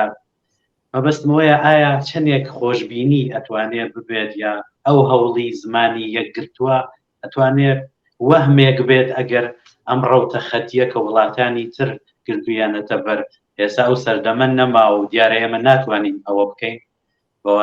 بۆنێەوە وردە شوناسهایەک یان داخوازی هایەکی تر هەیە کە ئێوێ ئەوانیش ببن و ئەوانیشیانەوێت ببن بەستەنتەریا زمانی دەسەڵات. نیمە بەستمەوەیە کەوایە بێ ئەمە ماڵاوایی بکەین لە زمانی یەکگرتوو یان ئەکرێت ینی هەوڵی بۆ بین. من ئەمەوێ ئەخیر تەوەر ئەوە دیارە زۆر ئەخایەنێ لە ڕاستە ئایا دەبێت چی بکرێت کە ئێستا ئەمە دەسڵاتێکی سیاسیمان نییە کە بتوانێت لە دوو پارچە بەتایبەت دوو پارچەی کوردستان ئێستا کە ڕۆژ لە ڕاستی ئەمە هیچ دەسڵاتێکمان لێ کە بتوانین زمان ئەوەندەی دەتوانین بەرگری لە زمانی خۆمان بکەین بیپارێزین، بەڵام لە ڕۆژاوا جۆرێک لە ستانداری یەکبوونی بەلاتینیە دیارە هەیە، بەڵام لە باشوورە بە حکمی ئەوەی ململانی نێوان لایەنە سیاسیەکان، چونکە زمان پێویستی بە دەسەڵاتی سیاسیە بۆ سادانکردنا. منە ئەخیر پرسیارم ئەوە بێ ئێمە کە ئەو هەموو کێشەمانەیە وەکو کورد بەشێکمان داگیر کراین بەشێکمان لە ژێر داگیرکاریین کە جۆرێک لە بەشێکشمان جۆرێک لە ئازادیمانەیە بەشێکی تریشمان بارودۆخەکەی ئاوایە ئەخیر پامی ئێوە چیە دەبێت بەڕاستی لە ڕۆ دەبێت دایک و باوکی کورد خەڵکی کورد دەسەڵاتی سیاسی کوردیانی هەموو تاکەی کورد چ مەسئولیتێکی کاک دکتۆر بێروزۆ وەکیل پرسیار دوای شەرە و پرسیارە ڕوبەڕۆی دکتۆر جعفەرەکەمەوە دیارە من پێم خۆشە زۆر بە کورتی ئاماژێک بم بە ئەم یەکدانە خاڵە کە ئێمە لە دنیایەکی زۆر نەرمونیان و پڕ لە ئاشتی و خۆشیەوەنە بەڕاستی ناژین بە تایبەتی ئێمە لە کوردستان دابش بووین هەموو خەریکن کۆنتترۆلمان دەکەن و کۆنتترۆلەکەش بە نرخی گیانمان تەنیا خۆتە نەزانن بۆ بنکەی نۆژین کە بۆ زمانی کوردی بووە تەنیا بۆ پەروەردەکردنی مناڵەکان بە زمانی کوردی 30 ساڵ زیندان لەسەر یەک واگەر باقیشە نەزەربوورین 50 ساڵ زیندان بەسەریانان سەپا واتە ئەوە نییە کە من بڵێم زوانی کوردی لە کەش و هەوایەکدایە کە ئەوەندە ئازاد بیتڵین و ئەوەندە خەڵکەکە ئازاد بن و کارمان نەبێت هەر کەسی هەر جور پێخۆش بێت بچنە بەرەوە مەجبورین پێداگری بکەین لەسەر هەندێک لەو ڕۆتگەلێک بە باشی دەزانین و وەڵاممان وەرگرتوێتەوە بۆەوەکە خۆمان بپارێزین واتە لەو بەریشەوە بڵێ مەڵتەی تر هەوڵەدەم وەڵامی پرسیارەکەتان بدەمەوە ئەوەیە کە ئەوانەیە کە زوانەکانیان ستاندارد کردووە یان یەکگرتوو بووێتەوە و ئێستا زوانی نووسین زوانی دەمەدەستگای دادوەری و نازانم نظامی و هەموو شتێکن بۆ لێک بەباشی تێگەن و کێشیان نییە ئەمە لە جەبری لە واقعدا بەکاربردنی زوان لە دەمودەستگای جۆربەجۆرەکانی هێزە یعنی ئەگەر تۆ دەوڵەتت بوو ئەو کاتە پەروەردەت هەیە و کاتە دەستگای سەربازیت هەیە نازام و کاتە دەستگای سیاسیت هەیە دادگات هەیە نووسینت هەموو شتێکت هەیە تۆ مەجبوری جۆرێک لە دەقێک بنووسی کە هەمووان لێ تاکو دەکرێت بە یەک جۆر لێ تێبگەن وەک هەمترین جۆری لێک تێنەگەشتن ساز بکات ئەو جەبرا ئێمە بەرەو ئەوە ئابا کووردا هاتوو کە منی کوردی ئیلامی ئەگەر دەقێکم دی لە باکووریەک یان لە ڕۆژاواییەک کە لە هەوزەی خەریکان نووسێت لێ تێبگەم و بتوانم وەڵام بدەمەوە یان ئەگەر قازی بووم لە شوێنێک و دەقێکیان بۆ من هێنا کە ڕێک دەقەکەی زوانە دایکەکەی یان دیالکتەکەی خۆم نەبوو بتوانم لێ تێبگەم و هەڵە تێ نەگەم ئێستا ئێمە لە زمانی کوردی لانیکەم دوو بەشمان هەیە یەک بەشمانەوەران کە ساخت ئێرگەتیڤیان هەیە یەکێکیانەوەرێکی نیەسیان یعنی من و ئەرز بێت ئیلامی کرماشانی خانەقینیەک ئەگەر لەگەڵ ئێوە گەڵ قسە بکەین هۆشمان نەبێت تەواوی فێلگەلی ڕابردووکەوە لە تێپەڕەکان کەلکۆردەرن تێنەپەڕەکان هەمووی بمە بە پێچەوانەوە تێگەین یعنی نانم خواردمە لەمە وایە کە نانەکەی مەی خواردووە یان ماشینەکەم شورد ماشینەکە منی شورتە من ماشین نەشوتە مشکل من ئەڵێم ئەوە دەبێت کاتی پێ بدرێت ئەوە کاتی دەوێت و بارنامەیەکی دەوێت من ئەو شتێک دەتوانم پێشنیاری کەم پێشنیاری منەوەیە کە ئەوانەی کە دەستیان نەگات دەنگیان نەگات پلان دابڕژن بۆ زمانی کوردی لە کاتی بێدەسەڵاتی نا پلان داڕشتن بۆ دەسەڵاتداری ئێستا ئێمە دەسەڵاتمان نییە بەڵام زۆربەی پلانەکانمان وەکو دەسەڵاتدارانە ئێمە ناتوانین بەم جورە کارکەین یعنی ئێمە وەردە دەسەڵاتێکی حکوومەتی هەرێمان هەیە کە خۆی لەگەڵ زمانی کوردی خۆتان نەزانن چی کردویتر ئەوە لە تابلۆوەکانەوە لە دەستگای پەروەردەوە لە باخچەی مناڵان زمانی کوردی لەوەی بە قاخرا چووە وێران بوو بەڕاستی من زۆر لەوێ ناومێ بووم بەڕاستی بەڵام ئەوەی هەرێ بەلایدا بنێن ئەوەی ڕۆژهەڵاتە ئەوەی باکوورە ئێمە لە بێدەسەڵاتین لە کۆنتترۆل لە داگیرکاری لە لێدان لە حەزکردن هەمووی ئەوانە استراتژی من دەبێ ئامادە بێت بۆ وەڵامدانەوە بە پرسیارەکان لە کاتی بێدەسەڵاتی و من پێشنیارم وایە کە بیرمەندان و چالاکوانان ئەمە لە بەرچاو بگرن و بیر بکەنەوە و پێکەوە گفتگۆ بکەن لەسەری زۆر سپاس کات دکتۆر جعفەر جەنابتان کە مامۆسایی مامۆسایەکی بە ئەزمون لەو بارە بۆ خۆت مەمنون بۆ خۆت دەزانی ئەو پرسیارە زۆر کراوە ئەوەی دکتۆر چەمەنارە زۆر جوانی کوت پرسیاری چانمە ئایا بەڕاستی پێویستە زمانێکی تاقانەی ستاندارد دەنا بە لە خۆمانی تێک نەدەین کورد زمانی ستانداردی هەیە زمانی ستاندارد ئەو زمانەیە کە پێی دەخوێنی میدیای پێ هەڵدەسوڕێنی کاروباری دەوڵەتی پێ هەڵدەسوڕێنی تا بۆ شەقامی پێدەنووسی ئەمە تەواو لە باشووری کوردستان هەیە زمانی ستانداردمان هەیە لە بادینانیش بادینی هەیە کورمانجی هەیە لە ئێستا ڕۆژاوا هەیە کورمانجی کەوا بوو ئێمە لانی کەم دوو شێوەزاری ستانداردمان هەیە ئەوانی تریش لەوانەیە بەرەو ستاندارد بوون بڕۆن بەڵام ئەوەی کە زمانێکی تاقانە و یەکگرتوو بۆ هەموو لایەکە بێ ئەمە بەڕاستی چەڵنگ و ئالنگاریەکی گەورەیە من ناڵم کەس هەوڵی بۆ نەدا چونکە ناگونجێ ئەمە زۆر ماوەتەوە سەر هەلومەرجە ئەو پەرزمانیەکان هەلومەرجی سیاسی دەسەڵاتی سیاسی هەلومەرجە کۆمەڵایەتی کولتوریەکان تەنانەت ئەوەی کە پەیوەندی نێوان کورد و حکوومەتە ناوەندیەکان چۆن دەگۆڕێ یان ناگۆڕێ ئەو پەیوەندی بە هەموو ئەمانەوە هەیە یەکشمان لەبیر بێ باسکەکان 5 شێوەزاریان هەیە ئێستاش تا ئەمڕۆژ بۆ وختێک بێتە قسەکردن کە زۆر لە یەک جیاوازن بە تایبەت ئەگەر چاو لە کەنتۆنیۆمەکە بکەی زنجیرە دایالەکتەکان ئەوەی کە لەو سەرە و ئەوەی لەو سەری دیکەیە وەکو دای بنێن بۆ وێنە باکووری کورمانجی ئەفرین و با بڵێن ئیلامی لێک تێناگەن هەروەکو لای خۆمان بەڵام توانیان لە 60ەکان و 70ەکان و 80ەکان بە تایبەتی تر وردەوردە سەرکەوتوون ئێستا لە شەقام گەنج هەیە بەو شێوەزارە یەکگرتوویە قسە دەکا خوێندنەکەش بەمایە بەڵام دەبینی لە نێو پۆلدا هەر کەس شێوەزاری خۆی هەرماوە لە ماڵەشدا هەر قسەی پێ دەکەن و لە گەڕەکیشدا بەڵام خەڵک دەستی کردو بە تایبەت بەرەی نوێیان بەو زمانەیە گرتووی قسە بکەن بەڵام باسکەکان زۆر نمونەیەکی تاقانەن زۆر ناوازن لە ئەو زمانە کەمی نەکراوەکان ئایا کوردیش ڕۆژێک بتوانێت ئەمە بکە بە دوور نییە بەڵام ئەمە پەیوەندیە ئەمە کێشەیەکی زمانی نییە بەڕاستی ئەمە کێشەیەکی سیاسی کولتوریە من لەگەڵ دکتۆر بەهروز دێرەشدا هەم کە ڕەنگە باشتر بێ زۆرتر ئێستا هێزەکەمان بخەینە سەرەوە کە ڕێنووسەکە یەکدەست بکەین بۆەوەی کە بتوانین لە یەکتر زۆرتر تێبگەین نۆڤڵی یەکتر بخوێنینەوە داستانی یەکتر بخوێنینەوە دەنگ و باسی یەکتر بخوێنینەوە بتوانین سەردانی سوشل میدیا و هەواڵەکانی یەکتر بکەین ئەمە زۆر زۆر باشە بەڵام لێرەشدا ئێستا کێشەیە کە هەندێک دۆست هەندێک کە ئێستا دکتۆران وەرگرتووە بە زیاد بن لە ئەوەی کە پێی دەڵێن natural language processing لە کامپیوتێر و زمان لەو تێکەڵاوی زانستی کامپیوتێر و زمان ئێستا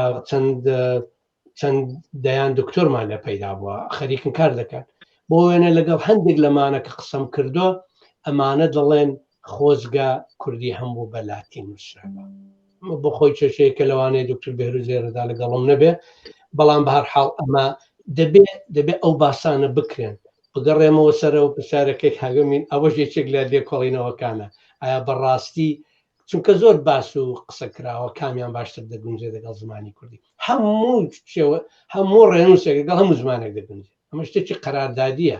کە پێگەیشتی کۆمەڵگەیەک قەراری بەست ئەوەیە تەواو ڕادێ خوێندکارەکەش فێر دەبێت بەڵام ئەوەی کە بۆی کە کوردەکە کات زمانەکەی چەند پارچە بووە بۆی کە ئەوانە لێک نزیک ببنەوە کامیان ڕەنگە بژاردەیەکی باشتر بێ پرسیارەکە دەبێت ئەم بێ نەگەوەی کە کامیان لەگەڵ زمانی کوردی دەگونجێ من ئەوەم پێ پرسیار نێ بەڕاستی ئێستا من حەزکەم دادنیشم ئینگلیزی بە ڕێنووسی کوردی سۆرانی دەنووسم هەموو کەسیش دەتوانێت بخوێنێتەوە گەنەشی توانین ساعت دوای ساعاتێک فێر دەبێت ئەمە شتێک نییە بەڵام ئەوەی کە بۆی کە کوردەکە زۆرتر لە یەک تێبگا باشترە کامیان ڕێنووس بێ بەڵام دوایش تووشی و کێشە دەبی ئایا معقولە ئەتۆ داوا بکەی لە کوردێکی ڕۆژهەڵاتی بە لاتین فێر بێ بنووسێ لە کاتێکدا کە چۆ مەکتەب بە فارسی بە ڕێنووسێکی دیکە بێ ئەمانە هەموو کێشەن ئەمانە هەمووی دەکرێت لیان بقۆڵدرێتەوە بە شێوەیەکی زۆر ڕێک و پێک ئەوەی کە چ بکەین لە دەرەوەی وڵات تکا دەکەم دەگەڵ منداڵەکانتان قسە بکەن ئەگەر تەنانەت کوتی I don't speak Kurdish I don't like it جواب ئەمەدەنەوە هەر بە کوردی قسە بکەن ئەگەر داوای شتێکشیان کرد بڵێ ببوورە لە تێناگەم حتا بە کوردی پێم نەڵێ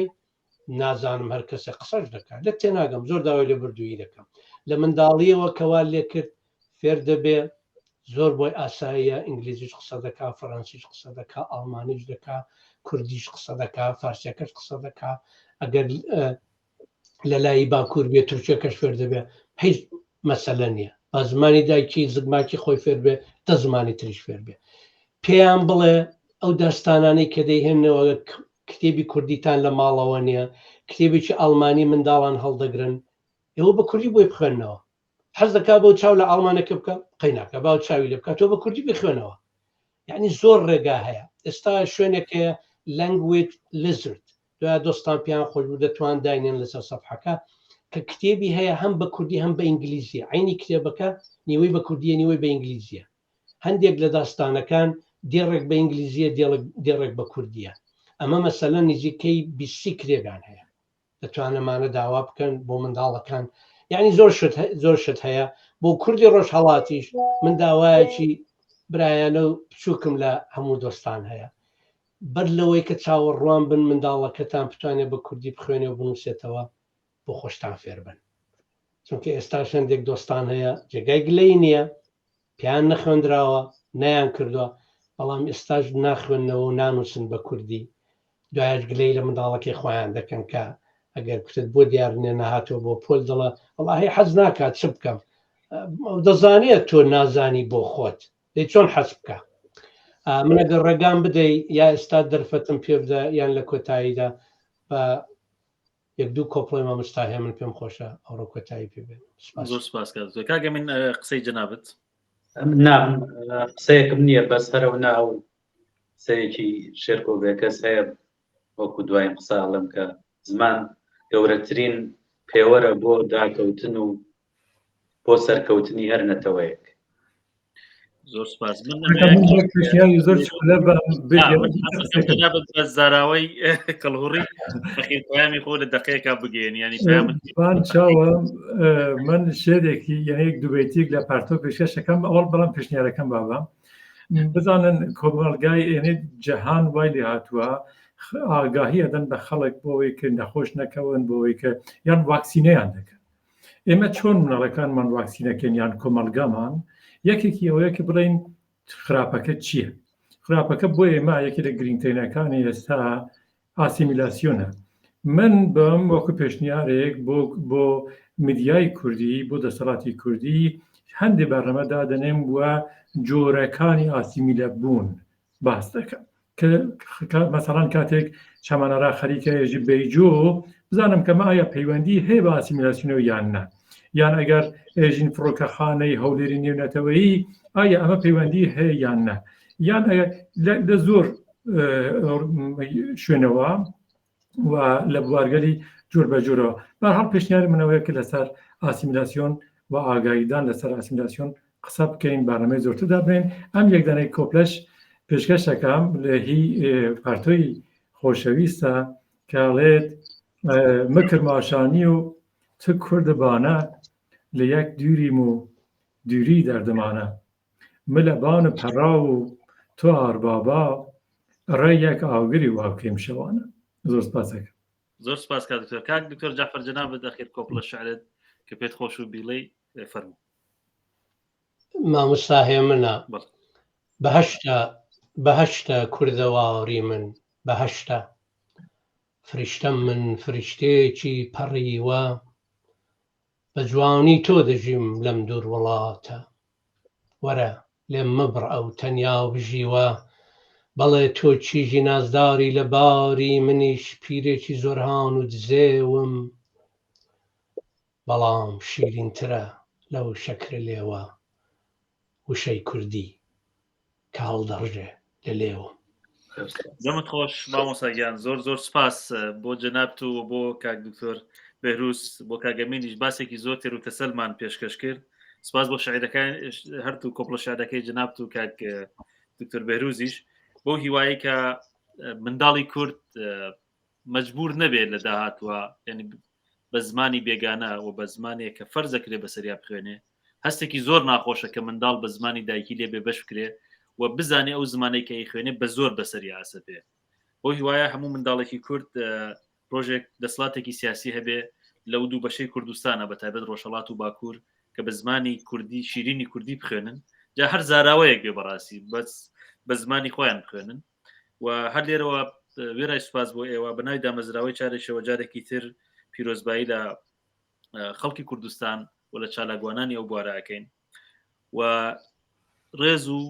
سوپاس و ستایشیش بۆ ئەو هەموو مامۆستا و چالاگوانانە کە زمانی کوردی بەتایبەت لە باکوور و لە ڕۆژهەڵات دەپارێزن و سەری ڕێز و نەوازش بۆ هەموو چالاگوانانش کە ئێستا لە زیندانن بەهۆی زمانی کوردیەوە چ بەتایبەت لە باکوور و لە ڕۆژهەڵات و بەو هیوایە ئازادی ئەوانش ببینین و جارێکی تر سوپاس بۆ ئێوە و سوپاس بۆ بەشی تەکنیکی چاریش و بینەرانی خۆشەویست کە کاتیاندانە بۆ ئەو بەرنامە و جارێکی تر سوپاس کا دکتۆر جعفەر سوپاس کا دکتۆر بێروز بەڕاستی ئێوە کاری گەورەتان کرد لەو بوارە ماندوو نەبن و هیوادارم نسڵی تازەش لەو پێشنیارانەی کە کردان بتوانین لێکۆڵینەوەی زیاتر لە بواری زمانی کوردی وەزارە و جۆرەکانی بکە هەر بژیت.